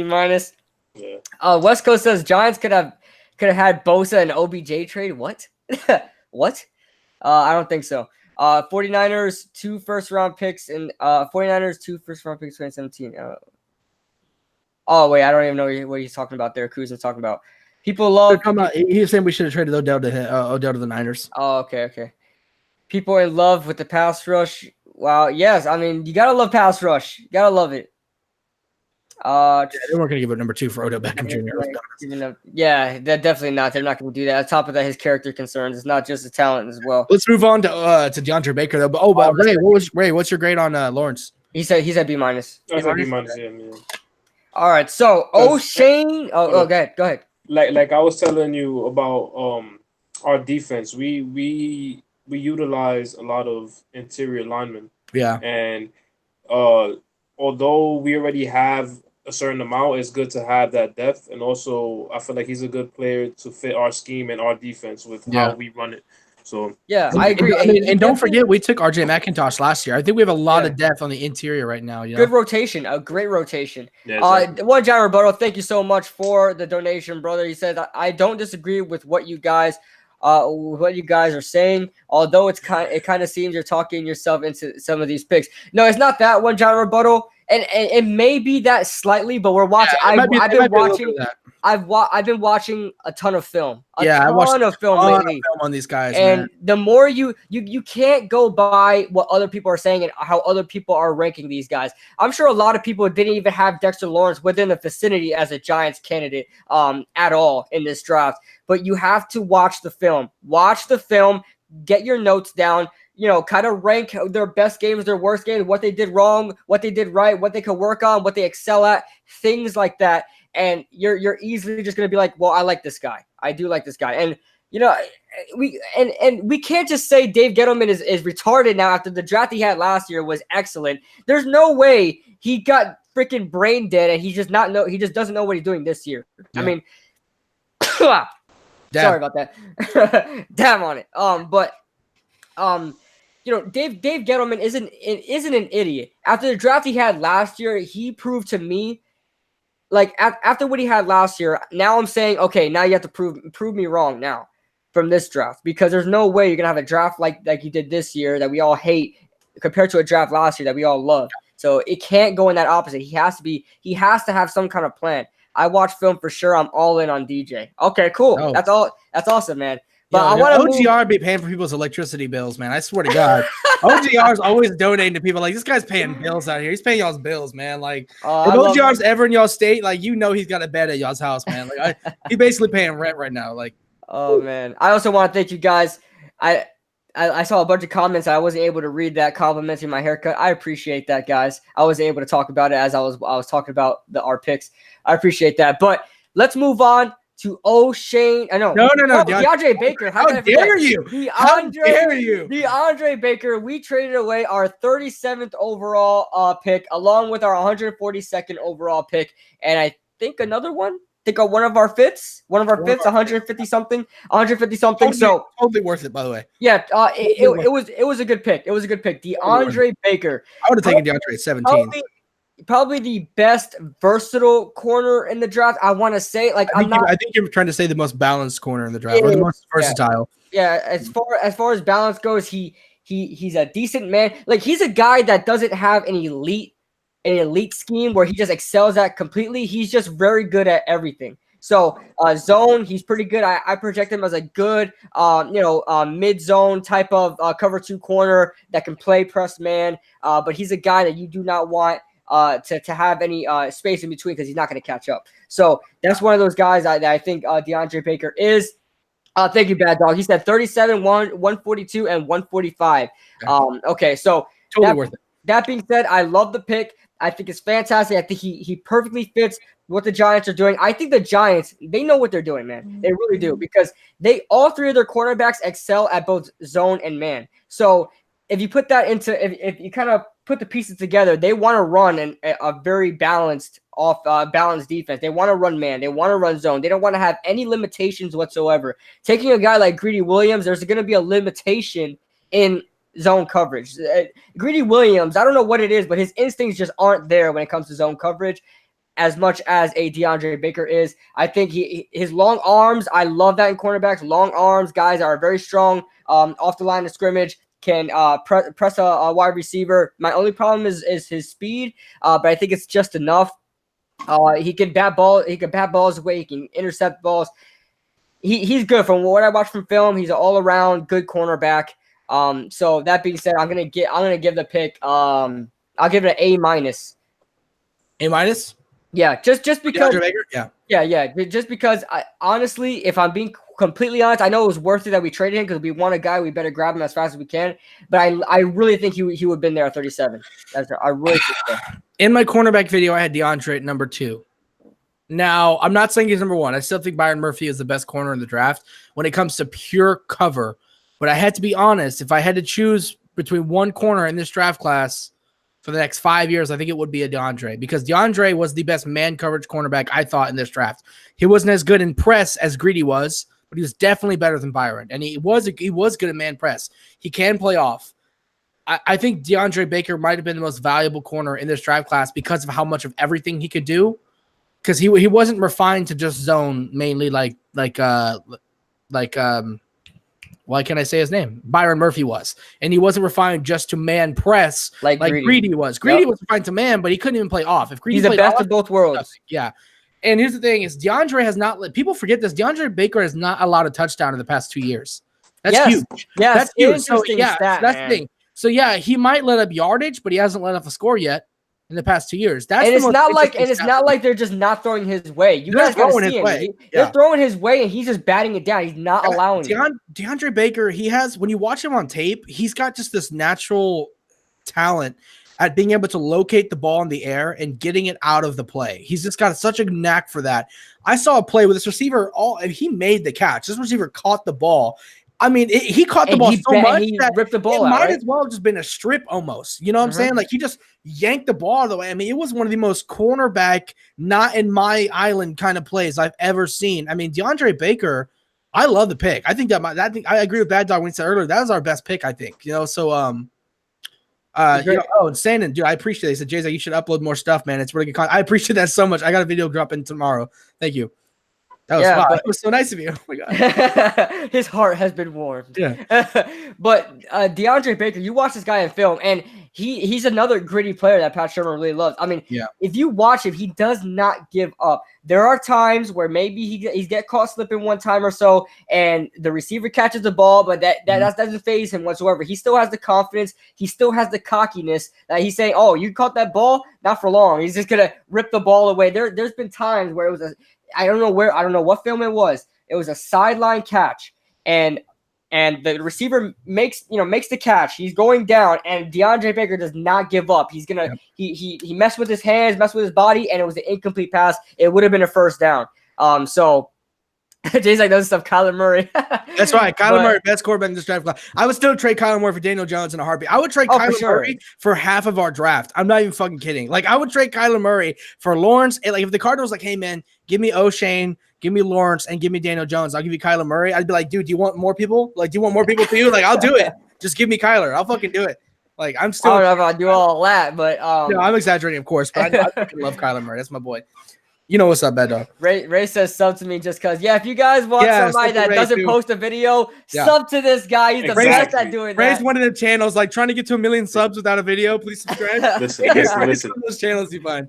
Just sub to me just because of that beautiful logo I have, and also because I told my cousin that if I hit 100 subs with no video, which I got a video, but with no video, I'll start making videos. I'm still gonna make a video. Like, y'all gotta sub to me before I give you any content. That's it. Hitting that subscribe button. Make any content. Hitting that subscribe button is a commitment, man. It's a personal challenge to myself, and I have faith that through this Undrafted Analysts podcast, I will get the 100 subs. Oh, so you're using me? Yes, I am. Okay, all right. Let's give our grades on DeAndre. So you said, what was your grade for DeAndre? I give it A-. I'm going straight up A+. I think it was great. I don't think DeAndre would have been there with a second-round pick. I think the corners were going to start flying. Greedy fell because of injuries. I truly believe that if Baker was there when the Cardinals pick came around, that's probably who they would have taken. I think he's too similar to Patrick Peterson for them not to take. So I think he's kind of a Patrick. That's actually my NFL comp for him is kind of Pat Pete. So I think that's who they would have taken if he was there. I think there's a reason Gettleman traded that for him. He knew he wasn't going to be there. And like I said, I think he's the best corner for our team. I give it a straight up A+. I love the pick. Wouldn't have done anything else. I love the pick too. And it's crazy because when we were watching it live, we were like, but he wasn't the best corner on the board. We traded. I stand behind that though. I still don't think he was the best corner in the draft. I still think it's Byron. But I think for our team, he was the best corner on the board. So I loved it. I like it. But I'll give a quick pro comp before I get to Ray's opinion. I'll give a quick pro comp. I still stand by this. A lot of people won't like this, but I compare him to William Jackson, the third out of Houston a couple years ago, the Cincinnati cornerback. Yeah, for the Bengals cornerback. I like I thought he was my favorite corner in that draft by far. I think he was great. He hasn't had a spectacular NFL season due to injury and other stuff. He hasn't been on the field and stuff like that. But that's my more realistic pro comp for DeAndre Baker. I think he could still be better. I think he may be a better version of William Jackson. When you give your pro comps, you're not supposed to take into account how good they're going to be. Yeah. Play like. So I mean, it's just that's why I play Pat style. Pete. I don't think he's going to be as good as Pat Pete, but I think his play style is a Patrick Peterson type cornerback. So that's why I like him. Yeah, I can see that. So Ray, what's your final grade on DeAndre Baker? I'm gonna give it an A- because the dog. One, it's the best pick that we had in the first draft, in my opinion, and I think in everybody's opinion. Yeah, in the first round, you said. Yeah, in the first round, it was the best pick we had in the first round. Well, I think in the whole draft, to be honest, but that's just my opinion. Maybe. But I'll give it an A-, and I feel like it would have been an A+ if they would have got him at 37, because I still believe he would have dropped to 37. That's the only reason why I don't have an A+ as well. Yeah. I think that's why I'm giving an A+, because I don't think he would have been that 37. I just don't think he would have. Yeah. I think the Cardinals were going to take him. All right, so we're gonna move on to O'Shane Jimenez. This was X-Men. X-Men. So so we got Dex and we got X. So I like X-Men. I like the X-Men. Dexter Lawrence. We got Dex, I know we got Dex. And we got X. So I love it. But O'Shane Jimenez was the first pick. We were live for this. This was the first pick where I was like, oh my god, yes. Yes, we were saying O'Shane in the stream. We were saying O'Shane, weren't we? So O'Shane Jimenez. I want to talk about him for a little bit, guys, because a lot of you guys probably don't even know. OGR, bro, paying rent out. OGR still. Oh yeah, love it, OGR. But appreciate that, man. He said, don't forget who called it. Yes, OGR did say in the stream. We all called O'Shane. We all called. No, he was saying that. He was saying that when we started the stream. When we started the stream, he was saying he wanted O'Shane. I've been saying that forever. I didn't think you're gonna have to put names of who this money's going to next week. Yeah, bro, because I feel like Camp Blue can't be getting everything. Yeah, I feel like part of it should be going to me and Ray, man. Like, I got bills too, man. Listen, YouTube takes 70% of the earnings anyway, so we can split that 30%, 10% each, yo. Kyler Murray's gonna be a bust. That's the thing I've seen all day. All right, so O'Shane Jimenez, steal of this draft. Steal, probably one of my favorite. It's not my favorite pick, and we'll get to that later. This is not my favorite pick of the draft yet. Can I guess your favorite pick? What? Julian Love? Yes, that's my favorite pick. But we're gonna talk about O'Shane Jimenez. This guy, if you guys don't know about him, he is one of the highest drafted players out of Old Dominion in history. I think he was the first. He was the only player they had get drafted this year. Let's put it that way. No, I think there was one more. More, like a 7th round or something like that. Yeah, something like that. But and a lot of people don't know about him. He's a speed rusher off the edge. He's more high than a motor. Speed rusher. He's more than a speed rusher. But he is a speed rusher. But and then you look at his strength. Great strength, fantastic motor. This guy will do anything to get to the freaking quarterback. He'll wave his arms around and just like an absolute freak. He's an athletic monster. He was invited to the combine out of a small school, a school that nobody really cares about. So that's big ups there too. I never watched an ODU football game in my life. No, me neither. The only person I heard out of Old Dominion was Kyler Heinicke. I think it's Heineke or something like that. That quarterback out of Minnesota that's now on the Carolina Panthers that went undrafted. But that's the only person I ever heard of out of Old Dominion. Yeah, Juan Press said it. Yeah, X-Men was the first player drafted ever by Old Dominion. Yeah, first player. That's kind of sad, dude. Like, why didn't he transfer? Like, I would have transferred, man. Like, I don't know. Maybe he just loved it there. I don't know what it is, but I mean, he killed it. Yes, he was on a lower scale of talent, but you know who are these good players in these small schools when they're dominating everybody. I mean, nobody. He was like the Josh Allen of that competition. I mean, the guy was just an absolute monster over there. Here's the thing. I'm going to eat my words now when I said that if we drafted anybody in the 3rd round in pass rush and edge rushers that we weren't going to get better. I'll eat my words right now. Our edge rush did get better. I don't know how much better, maybe significantly better. I honestly see him as being our leading sack guy next year because I don't see Marcus Golden doing it. I don't see Lorenzo Carter doing it. And BJ Hill just did it last year because we didn't have anybody else. So I know it would be as far as rookies go, but and younger players. But as far as that goes, I think our edge rush did get a lot better. I'm very happy with this pick. And this is going to be my first time I'm going to do this. I don't really do this in my draft grades, but I'm going to give an A+ for this. I really don't. I give out A+ very, very rarely. So you know how I feel about this pick. I'm giving it an A+. So Oshane Ximines is one of my favorite players in this draft. And I said that before he was drafted by the Giants. Bro, back when we made our edge rusher video, you heard me talking a lot about Oshane Ximines. Mm-hmm. I've been talking about this guy for a while. And everybody was pointing out his numbers. His numbers are good. I don't care about his numbers. I just don't care. I never look at stats. I don't care. I don't care about his numbers, dude. His tape was good.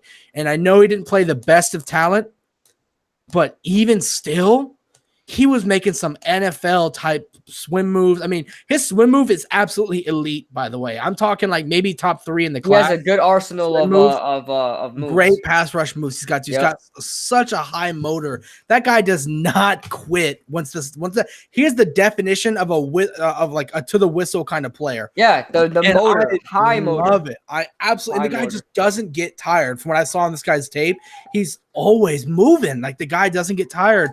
I think he's going to be our best pass rusher. I think if Lorenzo Carter can just adapt, if Lorenzo Carter can be what I think he can be, I think those two guys could be our cornerstone edge players for the next few years. I think Oshane will always be better, but I think Lorenzo Carter will be he'll be our Swiss Army knife. Carter will be our guy who's not as good at pass rushing as Oshane is, but he can drop back into cover as well. And Oshane will be our primary rusher if Carter can just step it up. At the moment, Carter is a rotational player, so no, I'm not overhyping him. If he becomes what I think he can be, I think those two guys could be a very important role on this team. By the way, I love Lorenzo Carter. Great locker room guy. He's actually got like a mic'd up video where they're like inside a huddle, and I forgot who it was, but he goes, 1, 2, 3, big guys. They're all like, big guys, and Carter's like, yeah, big guys. He's like, big guys. And he like walks away, and I'm just in there dying. Like, he's so fucking funny, bro. He's like, yeah. Big guys. So that's actually a good point that you just mentioned right now. Yeah, my grade. Yeah, go ahead, finish. I'm also giving it an A+. A+ grade for me as well. I love him. Love the player. Love where we took him. I would have been happy if we took him in the second round. Go ahead. Yeah. I mean, if you got to imagine, if he went to a bigger school and he still was the same player, he was gonna get drafted higher for sure. Yeah. But something I do want to mention that you just mentioned that what he said in that inside the huddle thing. Dave Gettleman is really building towards a locker room where it's like so family oriented, like they're almost like family. If you guys just go back to 2017, just everybody hated each other, man. Yeah. Between Ben McAdoo, Eli Manning, Odell Beckham, Landon Collins, everybody was at war with each other, man. And Carter, it was like Gettleman's not building a football team; he's building a family. He's building a family. That's what I'm trying to get at. People are over exaggerating, are underappreciating the locker room aspect. And that's the thing. You can have all the talent you want, but if they don't play as a team and they don't care about each other, they're not going to play as hard. I actually think building the locker room is half of building a team. It's not just about the talent. It's that locker room. It matters a lot. Think about it. When you're in high school, guys, everybody here probably played football in high school. When everybody got along, you played better. When they clicked on the field, they clicked in the locker room, you clicked outside off the field, you played better together. When you don't click with any of your teammates, you don't care as much. So I agree, man. And what better coach to have in that family orientated team than Pat Shurmur. These guys freaking love you. You guys got to think about it like this, okay? OBJ is one of the toughest players you can deal with. Okay, that being said, this guy went to Pat Shurmur when he was mad, like a child. Like a child, like straight up. When he got mad, he would literally go to Pat Shurmur and they will hug it out. Like Pat Shurmur is just a player's coach. He is a player's coach. Now, Bill Belichick, it may be more successful than Pat Shurmur is, but if you ask me, I want a coach that coaches like Pat Shurmur. Yeah. I like Bill Belichick. I like what he does and all that stuff. Besides the whole cheating stuff, but. I love how Pat Shurmur coaches. I love what Dave Gettleman's doing. I love what Pat Shurmur has done and how he coaches, and I think that's how they're building their team. So, that being said, we are gonna move on to our next pick, and No. Listen. You need to ask for my rating, all right? No, listen, Ask you for my- weren't. You're not around. You're not around. You have a webcam, sir. Who's even talking right now? Shut up, Siri. Siri, stop. Cortana, leave me alone. Cortana, get out of here. Yes. No, my rating is a firm A. A firm A. I like it. I'm going A plus, man. I Yeah. love the pick. Now, can we talk about like my favorite pick of the draft now, please? Oh, is that Julian Love? Julian No, Love. his favorite pick is my Corey favorite Batterson. Listen, I'm probably My going favorite pick of the draft. dude.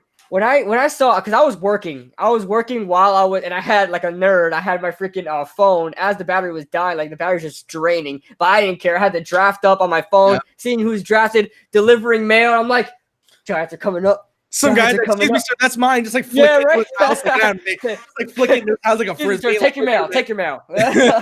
But and then the Giants pick was in. The pick is in. I stopped my car and I was waiting. And I'm just staring it down, dude. I'm staring it down. It said Julian Love. I said, "Oh, great pick, man! Like what a good pick, man! I didn't even know he was there. Like it's the same situation with Lorenzo Carter last year. Like when the Giants got Lorenzo, when the Giants got Carter last year in the third round, I freaked out because I thought he was gone. Like he wasn't even in my mind because I thought he was gone in the second round. So when I heard Julian Love, I was like, he's on the board. I was like, I didn't even know that. Like, you think about all these corners. Sean Bunting got drafted in the second round. I don't know who that is. Who the hell is Sean Bunting? He got chosen in the second or third round, something like that, to the Tampa Bay Buccaneers. And Julian Love is in the fourth. Give me that 10 times out of 10. I was like, oh my God, we just got our slot corner. We just got our slot corner. I was literally freaking out. Here's the thing. I'm not going to be surprised if they play him on the outside and Sam Beal at slot. I'm being honest with y'all. I don't know. I think Julian Love has that center of gravity to him. No, I'm going to play him in the slot. I think he'll be a better slot corner. But in college, he played on the outside, and he was very productive. I think. Here's the thing. I like Sam Beal. If Sam Beal was in this year's draft class, Sam Beal's a third round pick for me. Sam Beal right now. I'm not even including George Jenkins because I don't even see him as a Giant anymore. Like that's that I don't like him, but I'm just so sure he's gone. Like he's not part of the family. He's not a part of it right now. I think Sam Beal is our third best corner right now. I think Julian Love and Baker are both better than Sam Beal. And I love Sam Beal. Love Sam Beal's tape. Love his tape. But I think Julian Love was more successful on the outside in college than Sam Beal was. Not saying that Sam Beal wasn't productive or that he would suck in the slot, but we didn't see him play slot. Julian Love, I think, barely played any slot, but mainly played on the outside, and he played great. So I think I'm not going to be surprised if they play Love on the outside. I would play him in the slot, but I'm not going to be surprised if he hits the outside. I want to get your take on this. Dave Gettleman came out and said that he already penned in Julian Love as the slot corner. He said he's a starting slot corner. He's our slot corner? Okay. Yeah, he said he's starting. I would rather put him in the slot than the outside. But here's the thing. They said they wanted to work him at free safety. No, I don't agree with that. I would not do it. They're going to work him. They're not going to do it. He will play slot corner as he should. He's saying that. Don't think it's going to happen. He'll play slot corner. I think he will. If they move him to safety, I will be frustrated. I'll be very, very frustrated. Yeah, me too. I think he's got the range. I think he's got the range to play free safety, but I think he needs to play slot corner, and he will. And I also want to mention to you guys that Julian Love is part of the 27 squad. As you guys know, I have a soft spot for everybody that wears 27 because that was my number in high school. I think DeAndre is going to run number 28. Because he's 18. Baker? Yeah, I think he'll run 48 or 28. Because I think he'll probably want to keep the number 8 in there. You know what I'm saying? Yeah. Like Julian Love better wear 27. Who's wearing? Nobody wears 27. Sam Beal is very unproven. Sam Beal is just as proven as DeAndre Baker and Julian Love is. Don't let anything. Like that's the truth. I don't know. I don't know who wears 27 right now, but I hope it's Julian Love because he wears anybody. I don't think it's anybody who matters. Yeah, he's going to be 27 squad. So, what happens to Grant Haley now? He's a depth player, as he's always been. A lot of people are still worried about Grant Haley. He's a fourth Grant Haley's not a starter, guys. He's not a starter in the NFL. If you think he is, take your Giants bias away. He's not a starter. He's a depth player. That's all he is, and that's what he's going to be, as he should be. Yeah. Grant Haley was almost a starter for us this year. That's good that he's not going to be now. He has to be our fourth corner or our fifth corner. In fact, And I think he's our fifth corner. Exactly. I think he's our fifth. I think he's our fifth corner right now behind Corey Ballantyne. I would trust Corey Ballantyne. Corey Ballantyne. Yeah. But I think Corey Ballantyne is going to primarily play special teams a lot right now. Oh yeah. So, but he's going to be a great gunner. The guy had 3 block kicks last year. Dude, how do you get 3 in 1 year? Oh my God, we'll get to that. We'll get to that. Yeah, we're not even. But I love it. I love it. So Ray, what's your grade on Julian Love? I have to unmute my mic. Hold on. This is more important. Okay, What are you eating? I know. This is more important. He said, "What are you eating?" He's eating freaking cereal, dude. Is that pretzels and milk? What is that? That's Oreos. That looks like Oreo cereal. It looks so dark.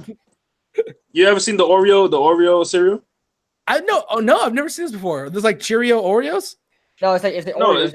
It's called Oreo O's. I've never seen this before in my life. They look like pretzels and milk. I was like, what the fuck? I don't eat cereal. I just can't. I despise it. I need to eat too much sugar for me, man. I can't do it. I gotta eliminate all that sugars out of my diet. But Ray, what's your grade on the pick, man? We looked forward talking about the first 2 picks. I was excited talking about where you been? We were excited talking about Lawrence and Jones. We're just more excited about these because they're better picks. Ray, did you say A? I think you said A. Yeah, I said A. Yeah, I'm going A plus. No, I'm going A plus plus. This is A plus plus. I was jumping out. I was ready to throw the mail out the window and just. Dude, I'm telling you, our secondary is fucking on fire, boy. I'm telling you, dude. And here's the thing: everybody knows I'm excited because. All right, now here's where me and Kibblue disagree. I think a secondary is more important than a pass rush. So I'm like I'm all in right now. I'm like losing my mind. Like I'm literally about to put all the players we drafted on our team and start recording Giants gameplay with our new players. And I'm starting Daniel Jones day 1. Fuck Eli, you gone. Like I'm starting Daniel Jones J1 with my connect because I ain't waiting to play him. Yeah, I changed my grade. I'm gonna change it to an A plus because of the value. Yeah, that's why it's my A plus for me because value. Yeah. It's the value for me with Julian Love. I think the value is too good. Second round corner got him in the 4th. You gotta be kidding me. I was saying Julian Love is still available. Yeah, what? That just blew my mind, bro. Like all these corners I never even heard of before. Yeah. Like, dude, think about how much day 1 starters we drafted this year. Dexter Lawrence, day 1 starter. DeAndre Baker, Julian Love, day 1 starter. O'Shane Jimenez, day 1 starter. Like, we got a lot of day 1 starters in this draft class. I'm so excited. I want to give a big shout out to my older sister. She's in the chat. Ivana. Hey, what's up? I'm just kidding. She got a kid. You don't want it. Oh, hey. I don't make a lot of money, but you know. Thank you, Ivana. Thank you so much for joining. Hello. I go, eating cereal. I don't eat cereal like that. That's a big fact. I had to unmute my mic just to say that. That's a big fact. Yeah, you always. I noticed that every time I was at your house, you always eat cereal. I don't really like that guy answer the door eating cereal. He's like, "What's up, man?" You get on the Xbox with that, you just shit like. You're like, what are you eating, cereal? That's really me. That's really me. But oh my God, that pick was just insane. That pick was absolutely insane. So let's get on to our next pick. I believe it's our 5th round pick next, right? 5th round pick. This is Ryan Connolly. Yeah, it was kind of confusing. This pick is like my least favorite pick in the draft. I mean, honestly, it's my least favorite pick in the draft. Not happy about this pick because now I watched Ryan Connolly on film and he is a tough attitude type player. Like I like that as a player. Yeah. It's just that his skill isn't all there, and I just think there was just better inside linebackers. Wasn't Tavon Coney literally on the board? Yeah, but Tavon Coney went undrafted for some reason. I don't know why. I don't know why. Don't know Tavon why. Coney was the 3rd best inside linebacker in the draft. Don't know why, bro. I was actually hoping we'd pick him up in the free agency, like the undrafted, and we didn't. And I don't understand. Yeah, what's going on with Tavon Coney? Like that was the 3rd best linebacker in the draft. Not only was he on the board, but Mac Wilson, who I thought fit our 3-4 scheme perfectly. He's a perfect 3-4 inside linebacker because he's not one of those big tough guys. He can play the pass as well. Has a sideline to sideline quickness on him. So I was very confused about Ryan Connolly. But then I was brought back to what Pat Shermer was saying when Daniel Jones was drafted, is that every player that they want is a good player. They want a player good on and off the field, and they want a player with toughness and grit. And that's it. Connolly plays with it. Everything I saw Here's the thing about Connolly. My Too Nice made a video about this, and I forgot the numbers exactly, but Connolly had back-to-back, like, identical stat years. Really? I'm talking like they were almost exact. Like, I think one of the numbers were different, and they were like one number away. Like, it's crazy. And he didn't have elite years, but he had solid years. And here's the thing: I think Ryan Connolly comes in and is sadly, and this says a lot more about how horrible our linebacking core is than it does anything else. This says more about how bad our linebacking core is than it says about Sean Connolly. Ryan Connolly, but he's a day one starter for us, in my personal opinion, and middle linebacker. I think the thing I like about Ryan Connolly is he knows how to find the football. That's his thing. He knows how to get to the ball. He surprisingly sheds blocks pretty well. Yeah, and he didn't run a fast 40, but his game speed, his tape speed is faster than you think it is. He's not going to burn anybody. He's not a burner. He's not going to keep up with tight ends, like really fast tight ends like Ingram. I'm not going to expect him to do a lot of covering, but on third and shorts, I'm expecting him plug holes. And I'm gonna be honest with you guys, expect to see Ryan Connolly making a lot of stuffs on third and shorts and fourth and inches. Like, I'm expecting he's very good at understanding where the hole is going to be at, and he knows how to attack it.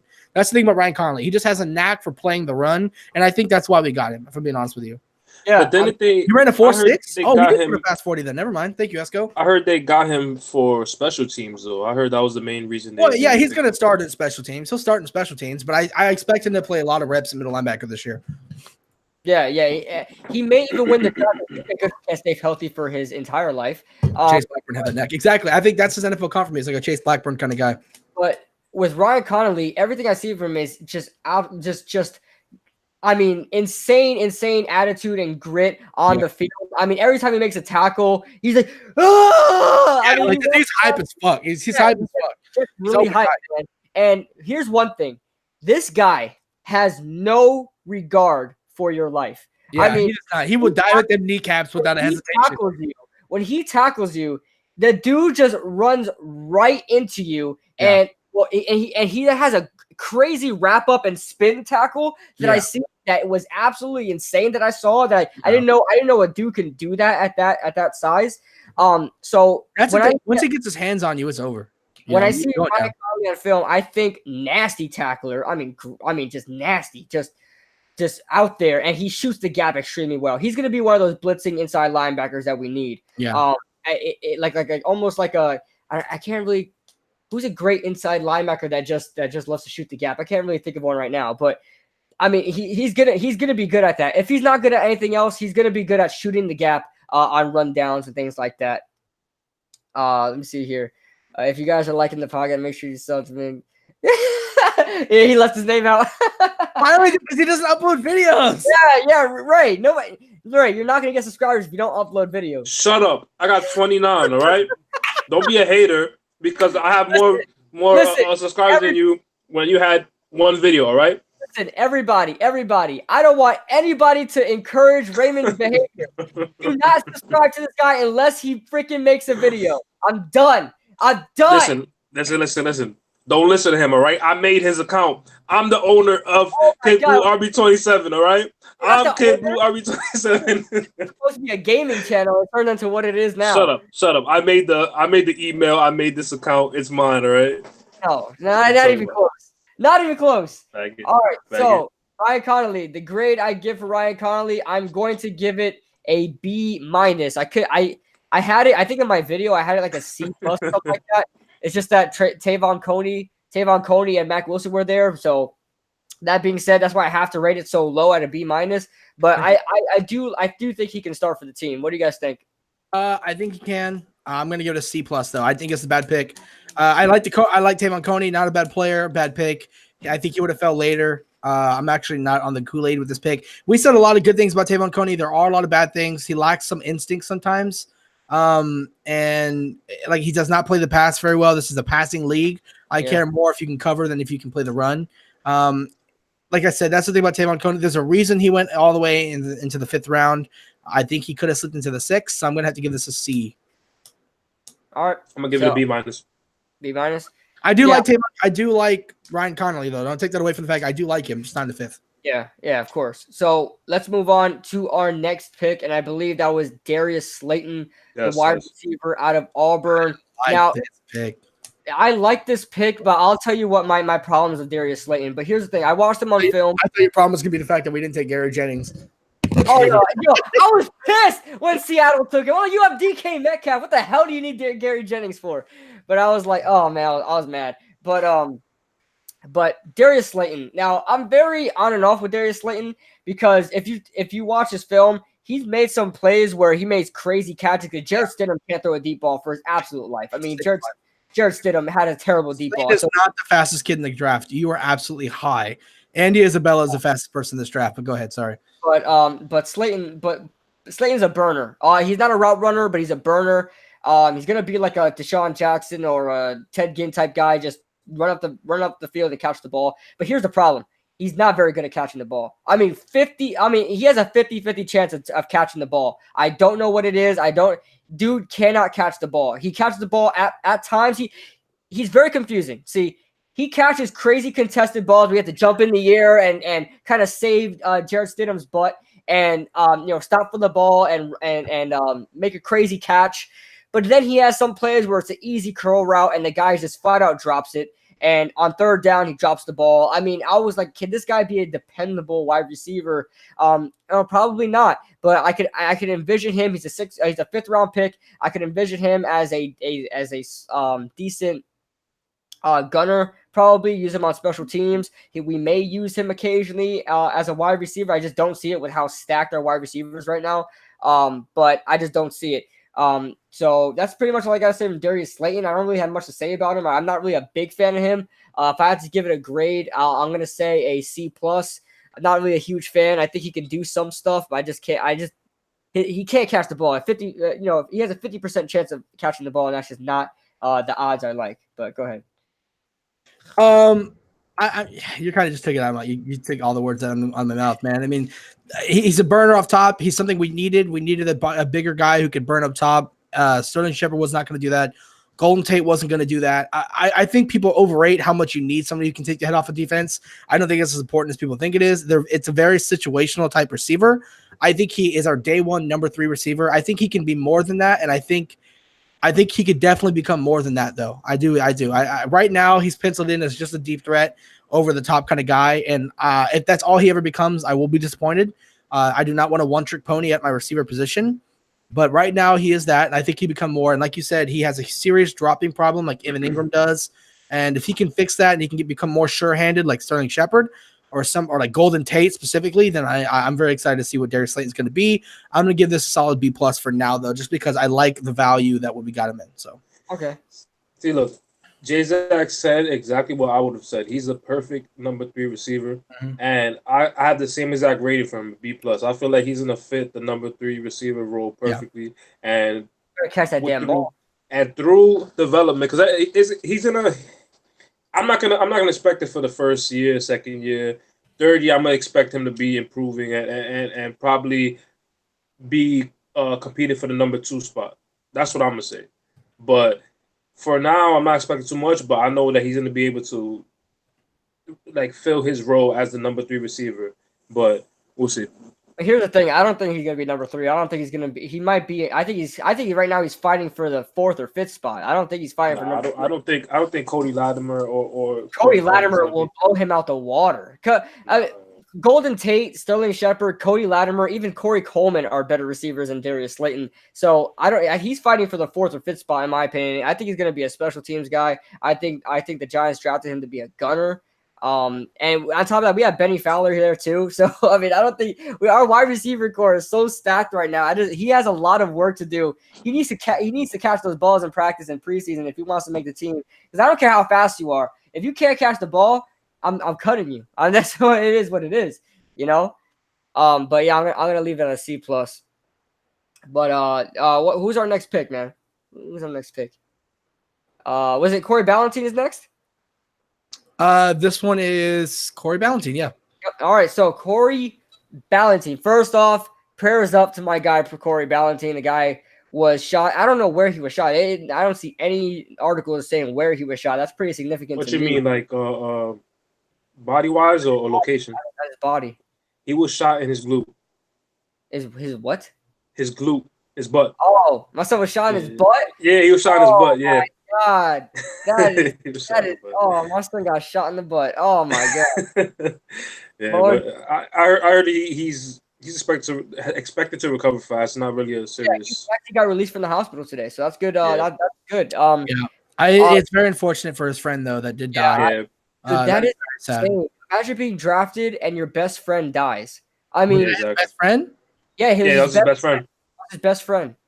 It was insane. I mean, that's crazy. I mean, think about it. He had probably the best moment in his life so far just happened to him, and then he loses his best friend. That's bittersweet, man. And I don't want to sound like I don't want to sound like a very I don't know, selfish fan or whatever, but I just hope it doesn't affect him when he plays, because we seen what happened with Eli Apple. Even though Eli Apple I mean, but they say he's gonna make a full recovery, like health wise. No, I'm talking about his friend dying, being Yeah. because we seen with Eli Apple when his mom had cancer, he just went into a darkness mode and just hated everybody. Eli Apple. So I just pray it doesn't happen with Corey Ballentine. I hope he's mentally healthy as well as physically healthy. But on to the pick. Well, hold on. Before you get anything though, I also want to point out the fact that Daniel Jones was the first person to reach out to Corey Ballentine, by the way, which is awesome. Love to see that out of your quarterback, to literally be that much into the team when they hadn't even met each other yet. So that was awesome. My sister says y'all some football nerd. Hey, I'm with it, man. It's all right. It's all right. Hey, how your Eagles doing? Nah, just playing. They're better. She an Eagles fan? What the fuck? Yeah. We grew up. I take back my flirty how you doing that I gave you earlier. What the fuck? Yeah, we back, dude. We try, try with it. Not everybody could be good. Not everybody could. My mom's a Cowboys fan, so I get that. Nobody's perfect. Nobody's perfect. But I hit on you. Golly. Why'd you let me do that, bro? I was trying to trap you.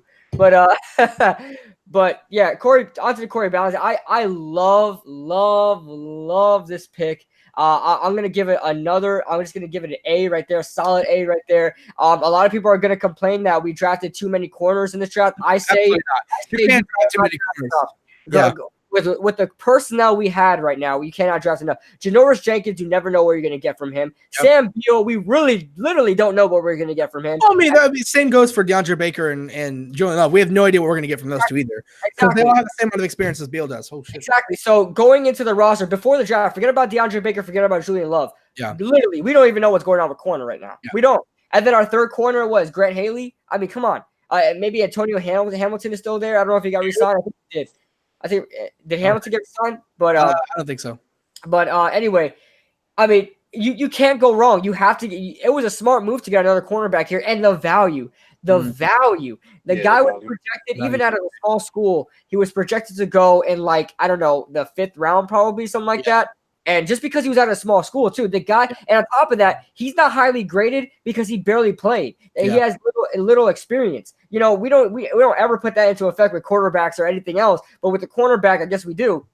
But he only played 2 seasons as a high school player. He didn't play too much in college. Well, he played in college, but he went to a small school because he didn't play too much in high school. He doesn't have too much experience in football, but everything is there. Everything is there. And what a pick it was for the Giants to just make the move there in the 6th round and grab him up. It was a fantastic move by the Giants. Corey Ballentine, another Giant, another corner on the team. We're going to give it a solid A. I don't think he's ever going to become one of our starting corners. Yeah. I think this is the guy who's going to be a very good depth player for us. I think right now, including George Jenkins, he's our 5th corner. Once George Jenkins is gone, he'll be our 4th corner, in my personal opinion, above Grant Haley immediately. A great special teams guy. So I'm actually very excited for this pick. I mean, we're talking about this like he's going to become something special. He's probably not. But I think it's a good pick for where we got him at, for what he's probably going to be for us. I think that's good. Hardly ever do your 7th round players even make the team. And I think he's going to easily make the team. I think he's going to be on our roster and be a nice depth guy to give DeAndre Baker, Julian Love, and Sam Beal a break whenever they need one. And how about we talk about his special teams factor that he adds? Yeah. I mean, the guy blocked 3 kicks in 1 year. That's unheard of. That's insane. That's insane. And the guy, he's a speedy guy. Obviously, with blocking 3 kicks, he can be a gunner for us as well. He can play that Dwayne Harris, what Dwayne Harris did for us when he was with us. He was a great gunner. He could be another great gunner. So I love it. I think special teams is really important.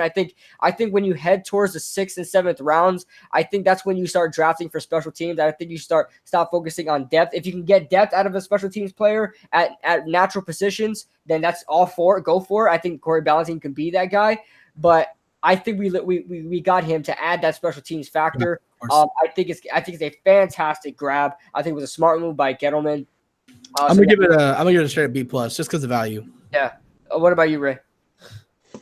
Yeah, I'll agree. B plus, and also this is completely off topic with Corey Ballentine, just about a different player. Did y'all know that O'Shane Jimenez was the first player from Old Dominion to get drafted? Yeah. That's I like that. Insane. I like that. Yeah. It's insane, dude. Crazy. But what was your grade on Ballentine, Ray? B plus. B plus. All right, cool.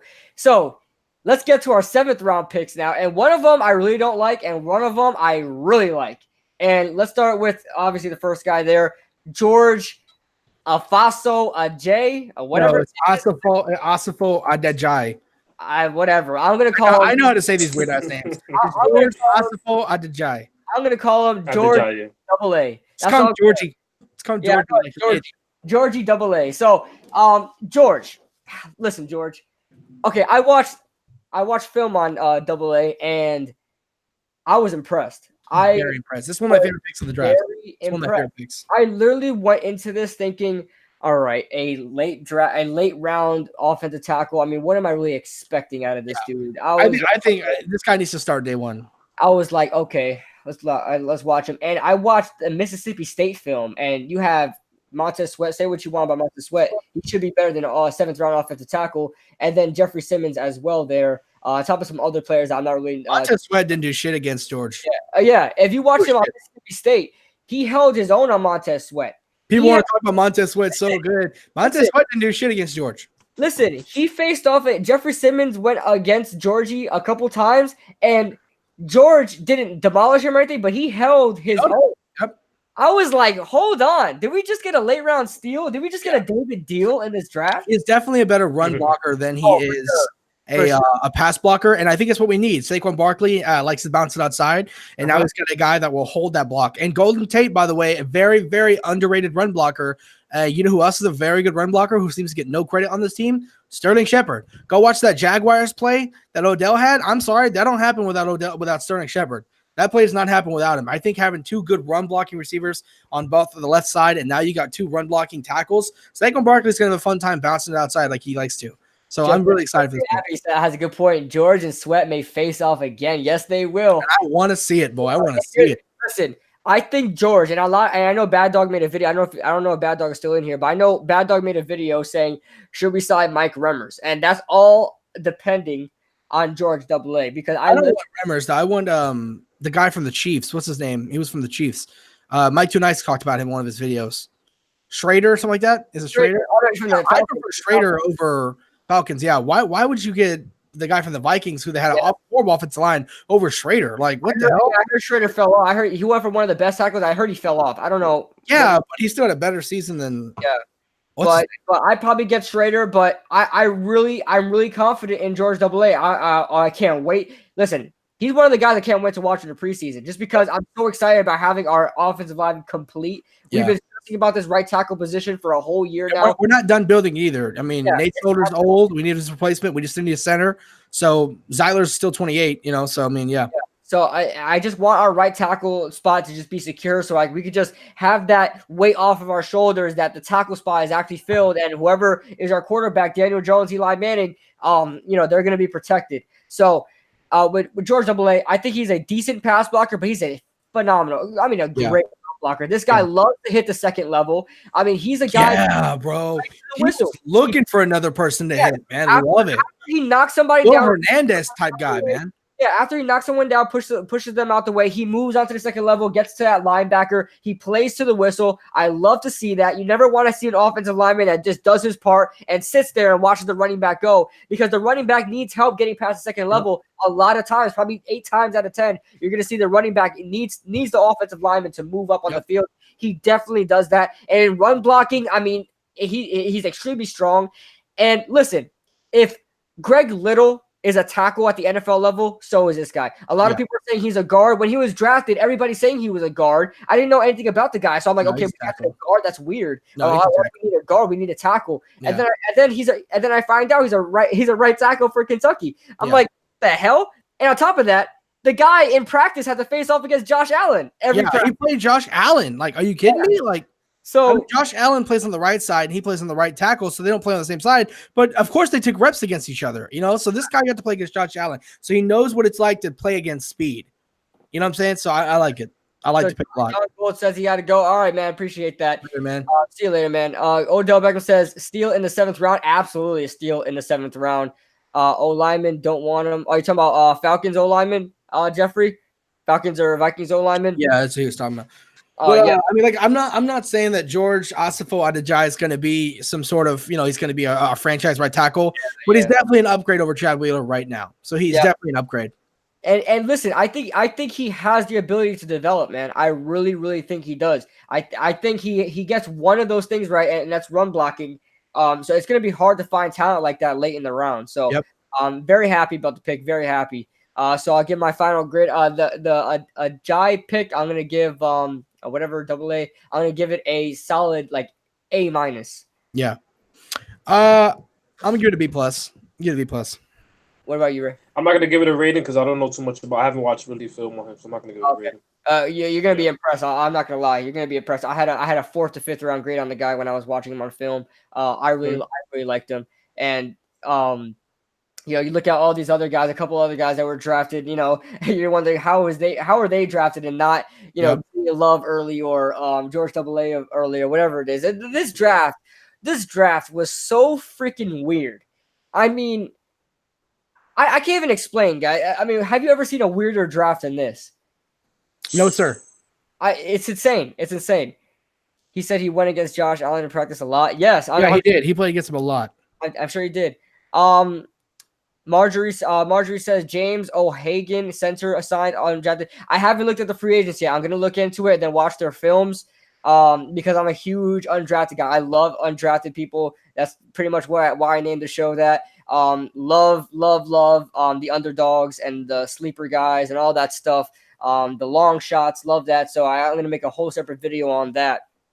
But yeah, we'll just get to reading the chat now, guys, and then we'll call it a stream. Thank you guys. We hit a huge viewership today. I mean, a very, very consistent viewership today. Yes, sir. Appreciate that, guys. I have a question. Go ahead. Did y'all see the signings we have for the undrafted free agents?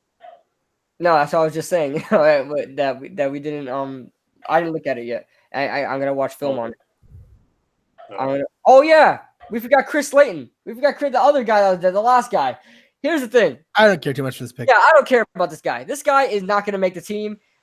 Chris Slayton, where the hell is he gonna fit the road? I say this in my video that I'm about to drop. Just depth. No, not even depth. Where's it? He can't fit anywhere. He's just very athletic, is all it was. That's why we grabbed him. He's just an athlete. Yeah, I mean, you look at our rotation, and you have R.J. McIntosh, you have Dexter Lawrence, B.J. Hill. Who else? I'm sure we have other guys there that I'm not mentioning right now in the 3 technique. Yeah. There's too many guys we have there. At that spot that I'm like, where is he going to get any playing time? I mean, why didn't we draft somebody that's a special teams guy? Why didn't we draft a safety that had special teams value? You know, but this pick was he said practice squad. Yeah, I mean, he's a potential guy. I mean, he's another guy. A lot of people compared him to Rashawn Gary, not his player, his play style or anything. Just that he's a player with a lot of talent. Just the production doesn't show it. So that's why people say he's like a Rashawn Gary. So I'll wait to see what we get from Chris Slayton. We have 2 Slaytons on the team. That's kind of weird. But a little weird. Yeah, when I saw Chris Slayton was drafted, I'm like, wait, you're talking about Darius Slayton? I'm like, what the heck?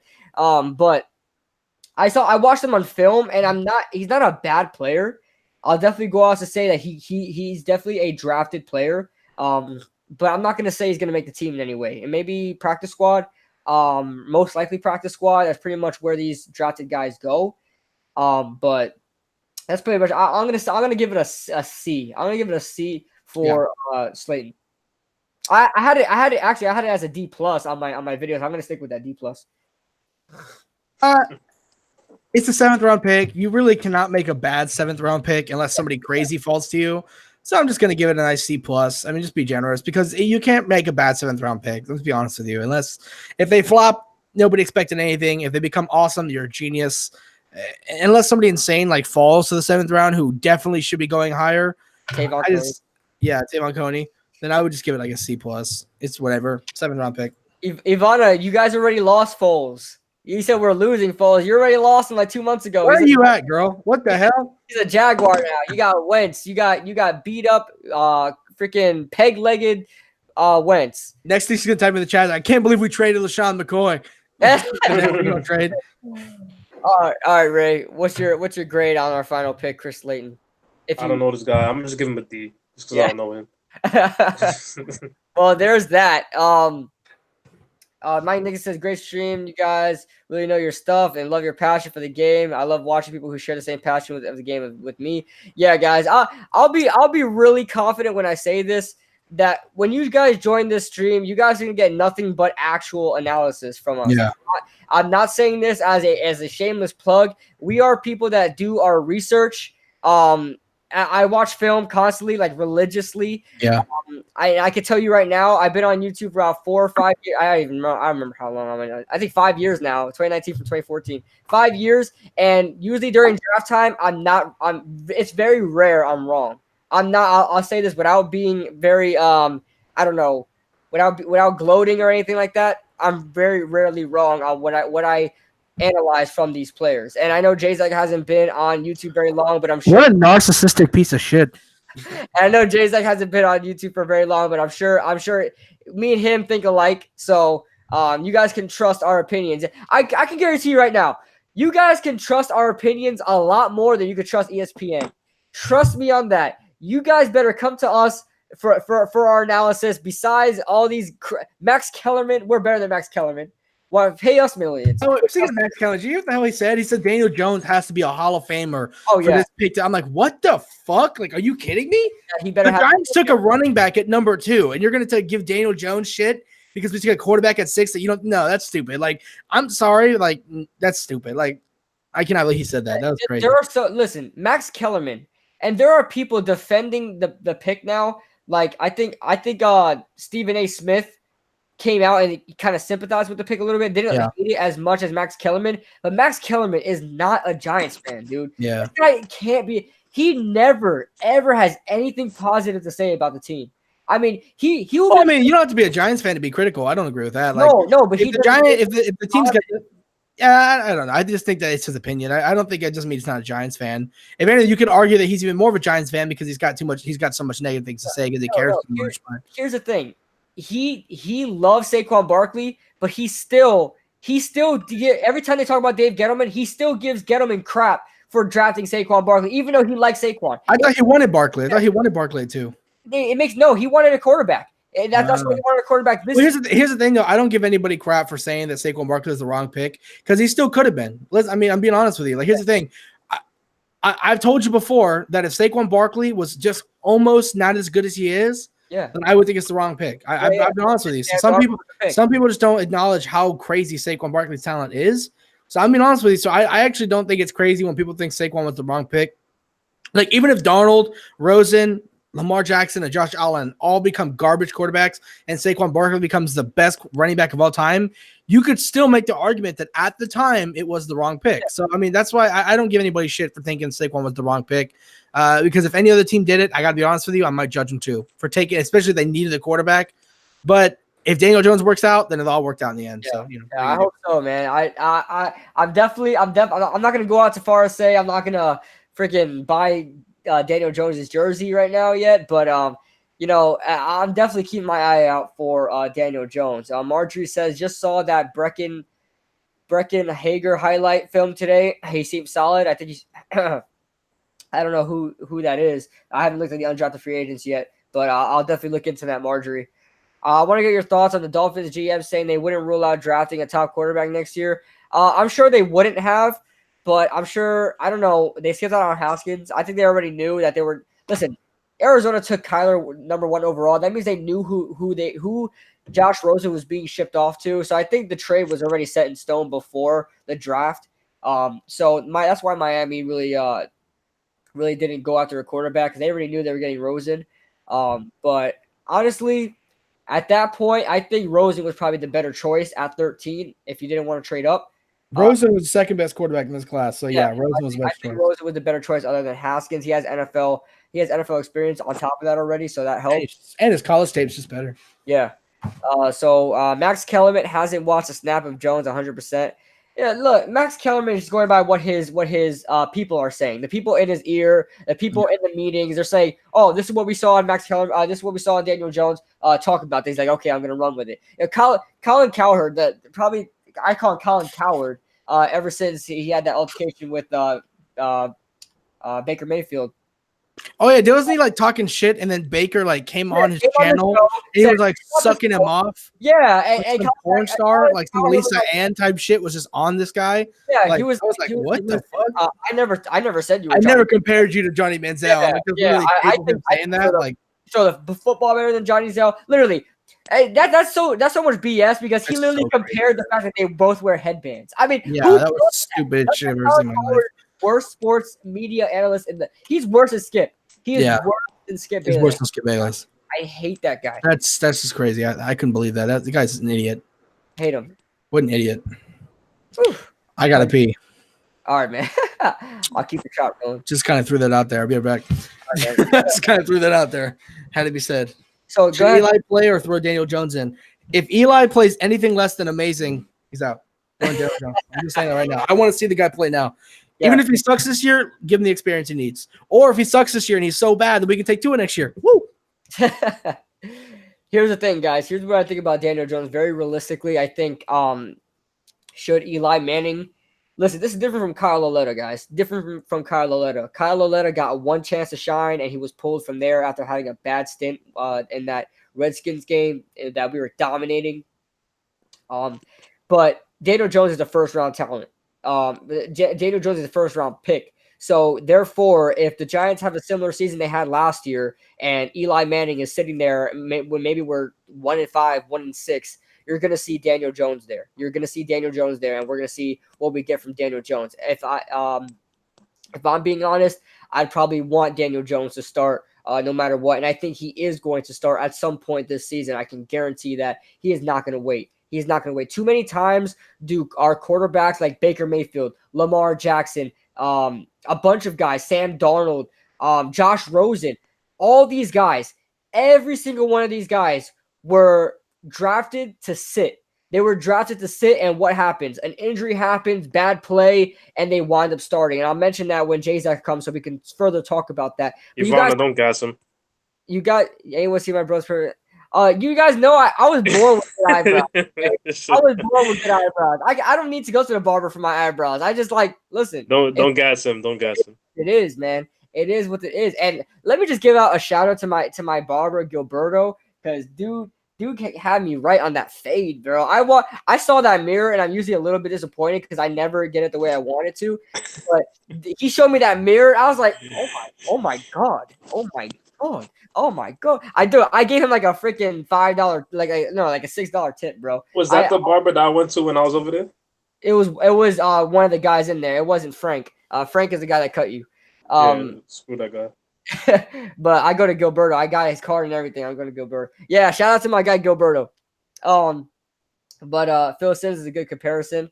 I mean, if you see just like Dak Prescott, I mean, a bunch of these quarterbacks, a lot of these quarterbacks, every single one of them were meant to sit. They were drafted to sit. But what happens? Guys were benched. Like Sam Bradford was injured. You look at Josh McCown for the Jets. I believe he was injured. He's always injured. You look at Joe Flacco. He went down. Bunch of guys.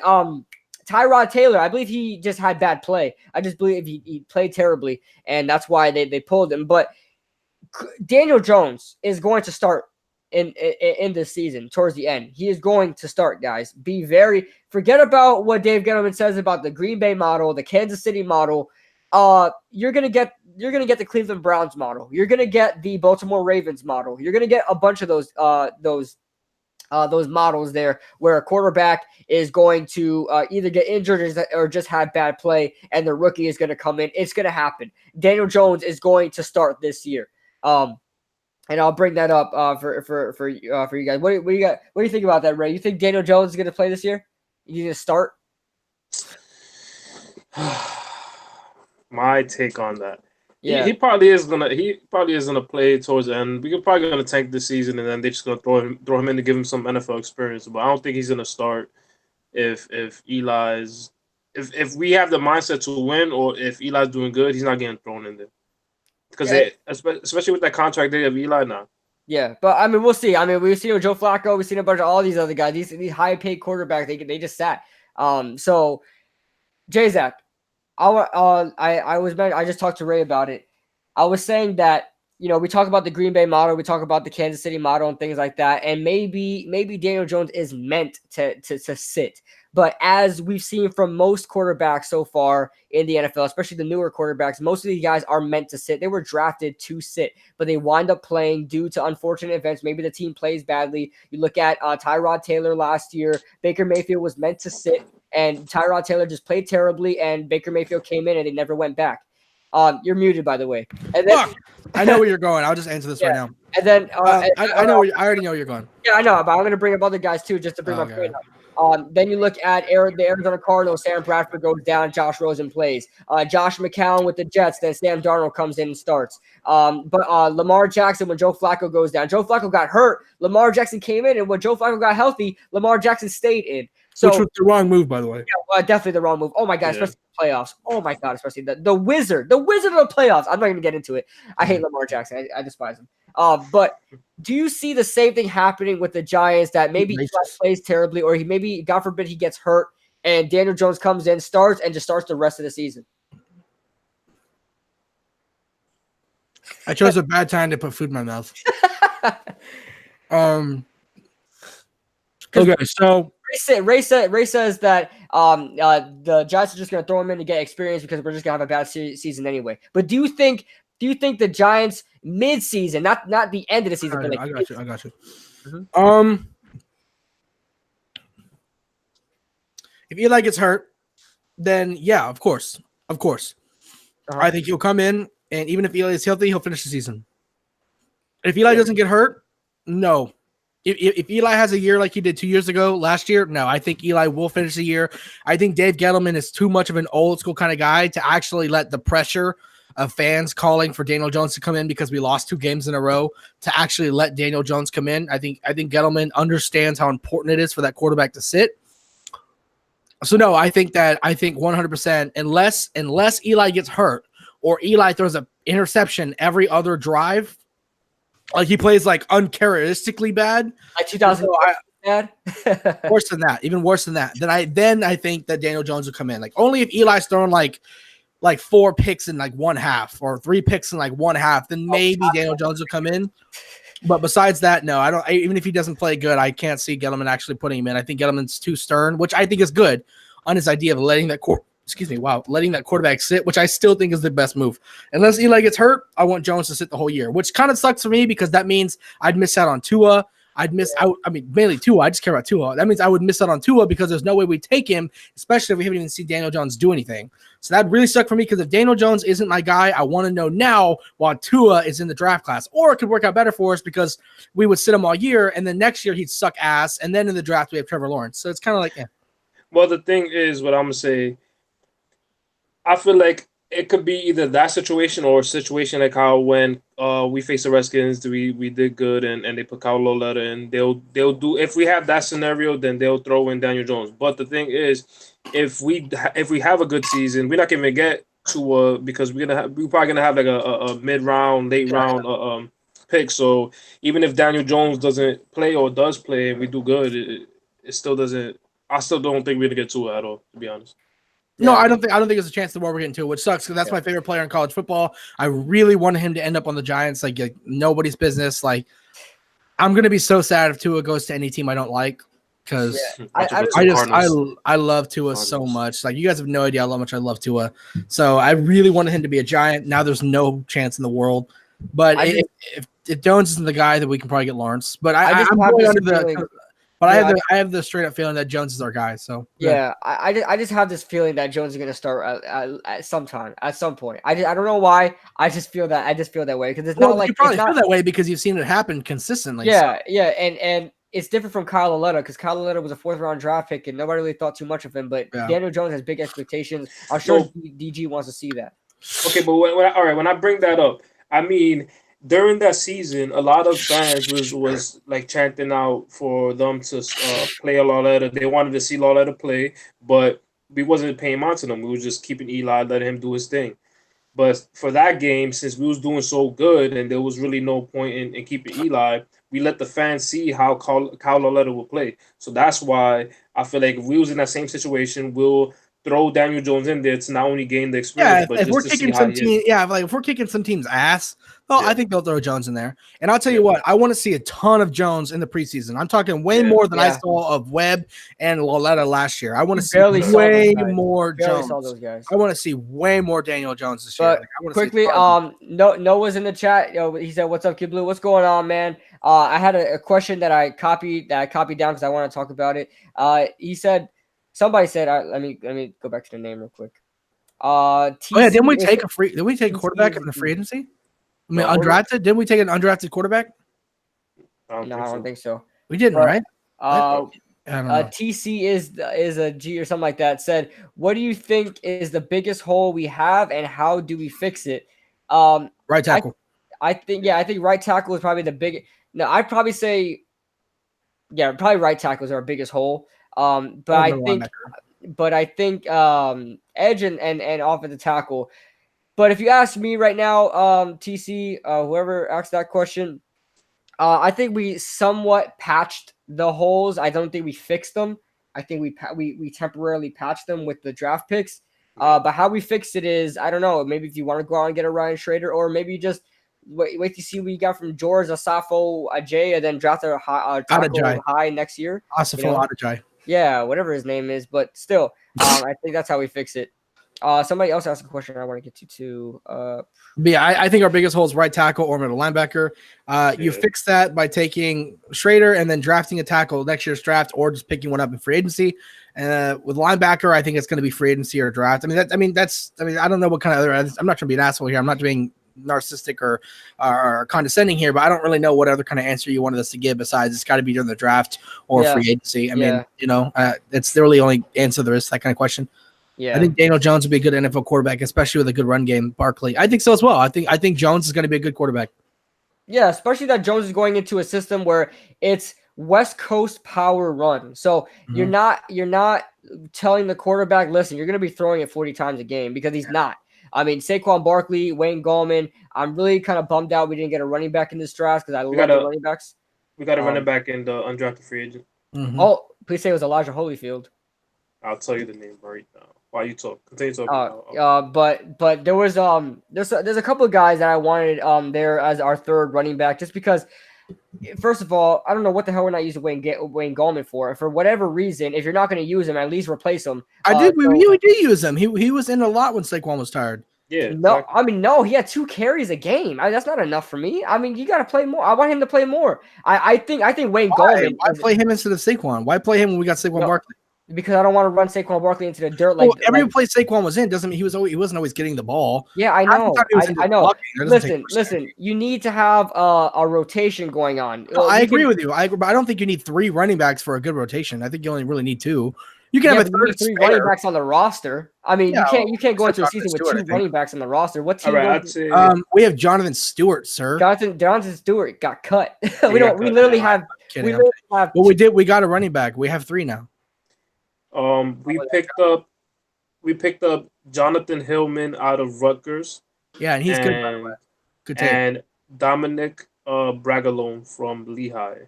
No, I like Hill from Rutgers. I like the kid from Rutgers. He's good. There was another guy from Rutgers we got from last year too that I liked. That he was on the practice squad. So we'll see what we get from him. We picked up a center and another. Dexter Lawrence, running back. He did it in Clemson, man.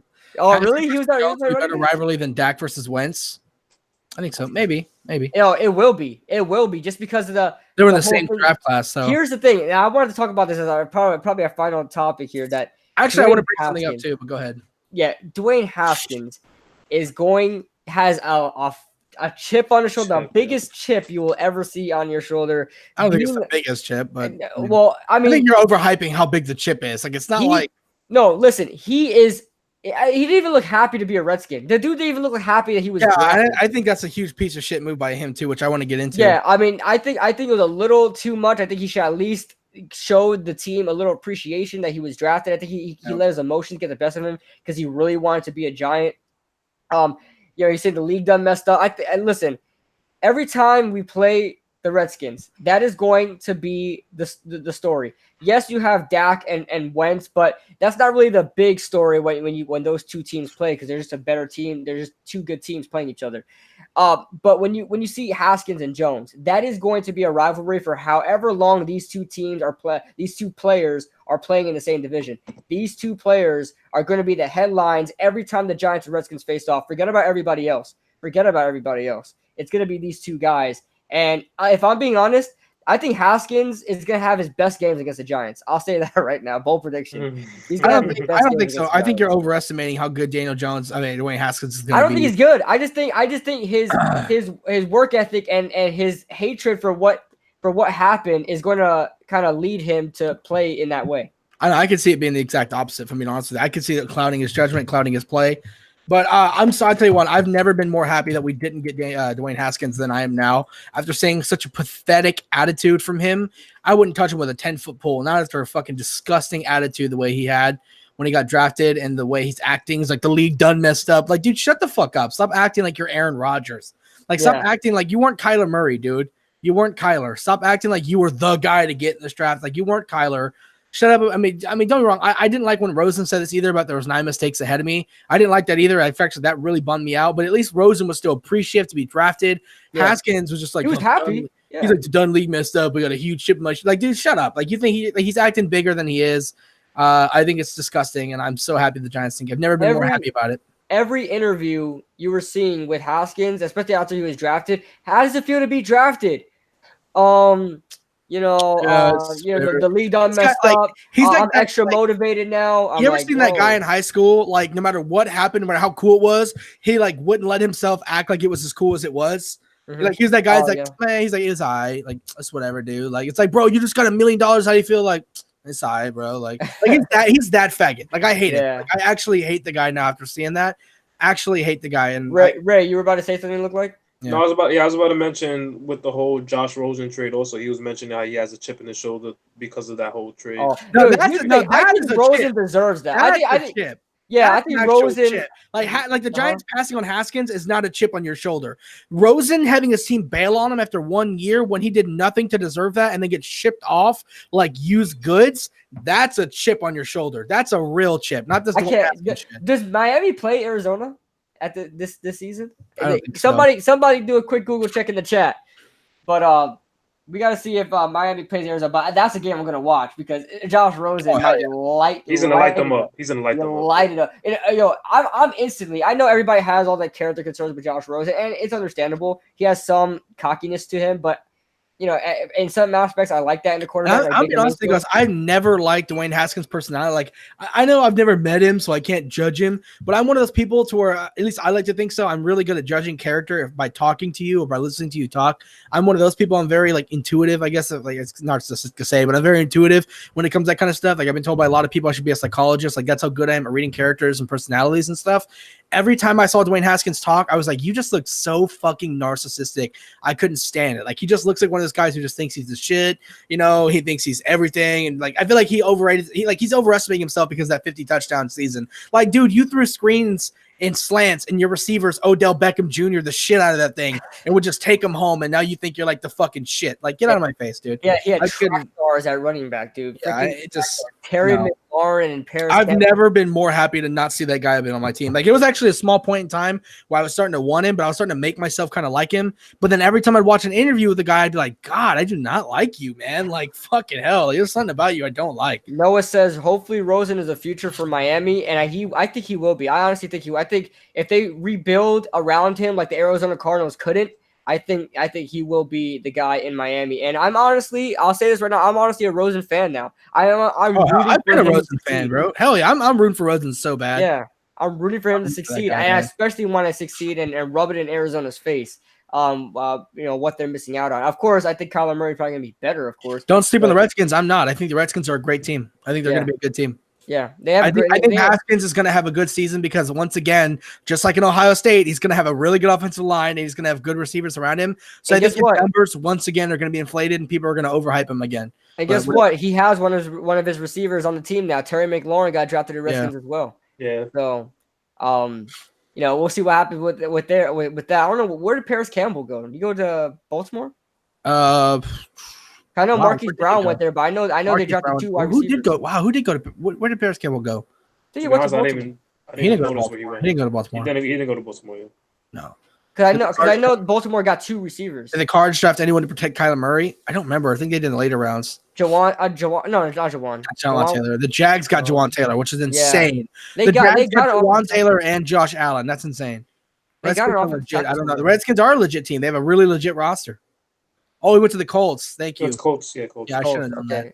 They had such a bad offensive line last year. They really did merge. Here's the thing: their offensive line was bad, but it wasn't. It's not as bad as everybody says it is because they were all injured. No, it was bad. I mean, there was no injury, but all 5 of them. Performance last year. If you're talking about all the starters, they're still bad. All the starters. I mean, they had Justin Pugh. Yeah, he's overrated as fuck. Overpaid. I mean, Justin Pugh ain't saying much as the best. Everybody got so mad when we let go of Weston Richburg and Justin. Oh yeah, he's way overrated. I wanted to get rid of them. I was not going to pay those guys the money they thought they deserved because they didn't. The dude got like 12 mil or something like that, 11 mil. Guys, trust me, Jeffrey. I'm nervous about Washington as well. I am as well. Trust me. I think the Cowboys have the best. I think the Cowboys or the Eagles have the best roster right now in the NBA. I mean, in the NFC East on paper. I think that those 2 teams have the best roster, but I think the Redskins are definitely a team. Jonathan Allen's a great player. Oh yeah, really did a lot last year. So I'm so elite. Oh my god. Yep, I think the Redskins. I'm not worried about the rookies they grabbed. Really, like I'm not worried. I'm not too worried about Haskins. Not too worried about Montez Sweat at all. But with the roster they had that they built around, I'm a little worried about. Yeah, I'm expecting to be at the bottom of the East, to be honest. Yeah, the Redskins, the bottom of the East. I can see. I think the Giants can be at the bottom again this year. But I was saying the Giants are going to be at the bottom of the East. Oh, I think you said the Redskins. No. Yeah, I'm okay with it. I'm completely okay with it. Yeah, I'm alright with it. But who do you guys think won the draft? In my opinion, Cardinals. Arizona Cardinals freaking killed this draft. They went from one of the worst teams in the NFL, one of the worst rosters you could put together, to honestly a borderline playoff team. Borderline playoff team. So many good building blocks on that team. Yeah. Andy Isabella. I believe they got who did they get Hakeem Butler too? They got Hakeem Butler too. Andy Isabella. Great wide receivers. Then you look at Byron Murphy. Oh my God. Kyler Murray. Oh my lord. Yeah, they killed the draft. Oh yeah. They're gonna have some fun. Yeah, man. Cliff Kingsbury, man, that boy knows how to draft. We got George Double-A to take care of Montez Sweat. Yes, sir. Borderline playoff team. The Giants, absolutely not. Everybody keeps saying we have such an easy roster. Like, dude, we have to play the Eagles twice, the Cowboys twice, the Redskins twice. That's easily 6 losses right there. I'm being dead ass honest. Everybody's like, oh, we have such an easy roster. Like, bro, we have to play 6 teams that are better than us right now. Like, what are you talking about? That's just the people I know of. I haven't even looked at our roster yet. I'm being dead ass honest. Like, I haven't even looked at it yet. On paper, we got to let the Redskins do. They had the best defense in the East on paper. We played the Patriots this year too. This season. Yeah. Oh man! Oh my God! It's so hard for me to watch Adrian Peterson play for the Redskins. If you guys don't know anything, Adrian Peterson is my favorite player of all time. Plays my favorite position. Favorite player of all time. I actually do think Adrian Peterson is the best running back of all time right now. I know people like to say Barry Sanders. I think in terms of pure running ability, there's nobody better than AP. His age, he's still killing it. Yeah, and it's just so hard to see me watch him play in a Redskins jersey. It makes me sad. He got 1,000 yards this year, didn't he? Yeah, he did. And they only played it makes me really sad to see my favorite player of all time in the Redskins jersey. It really makes me sad. All right, guys. So we are going to wrap this up. This was a fantastic stream. I hope you guys enjoyed it. We talked about the draft. We talked about drafted players. We talked about other teams. Listen, I'm so excited. I am so excited for this year.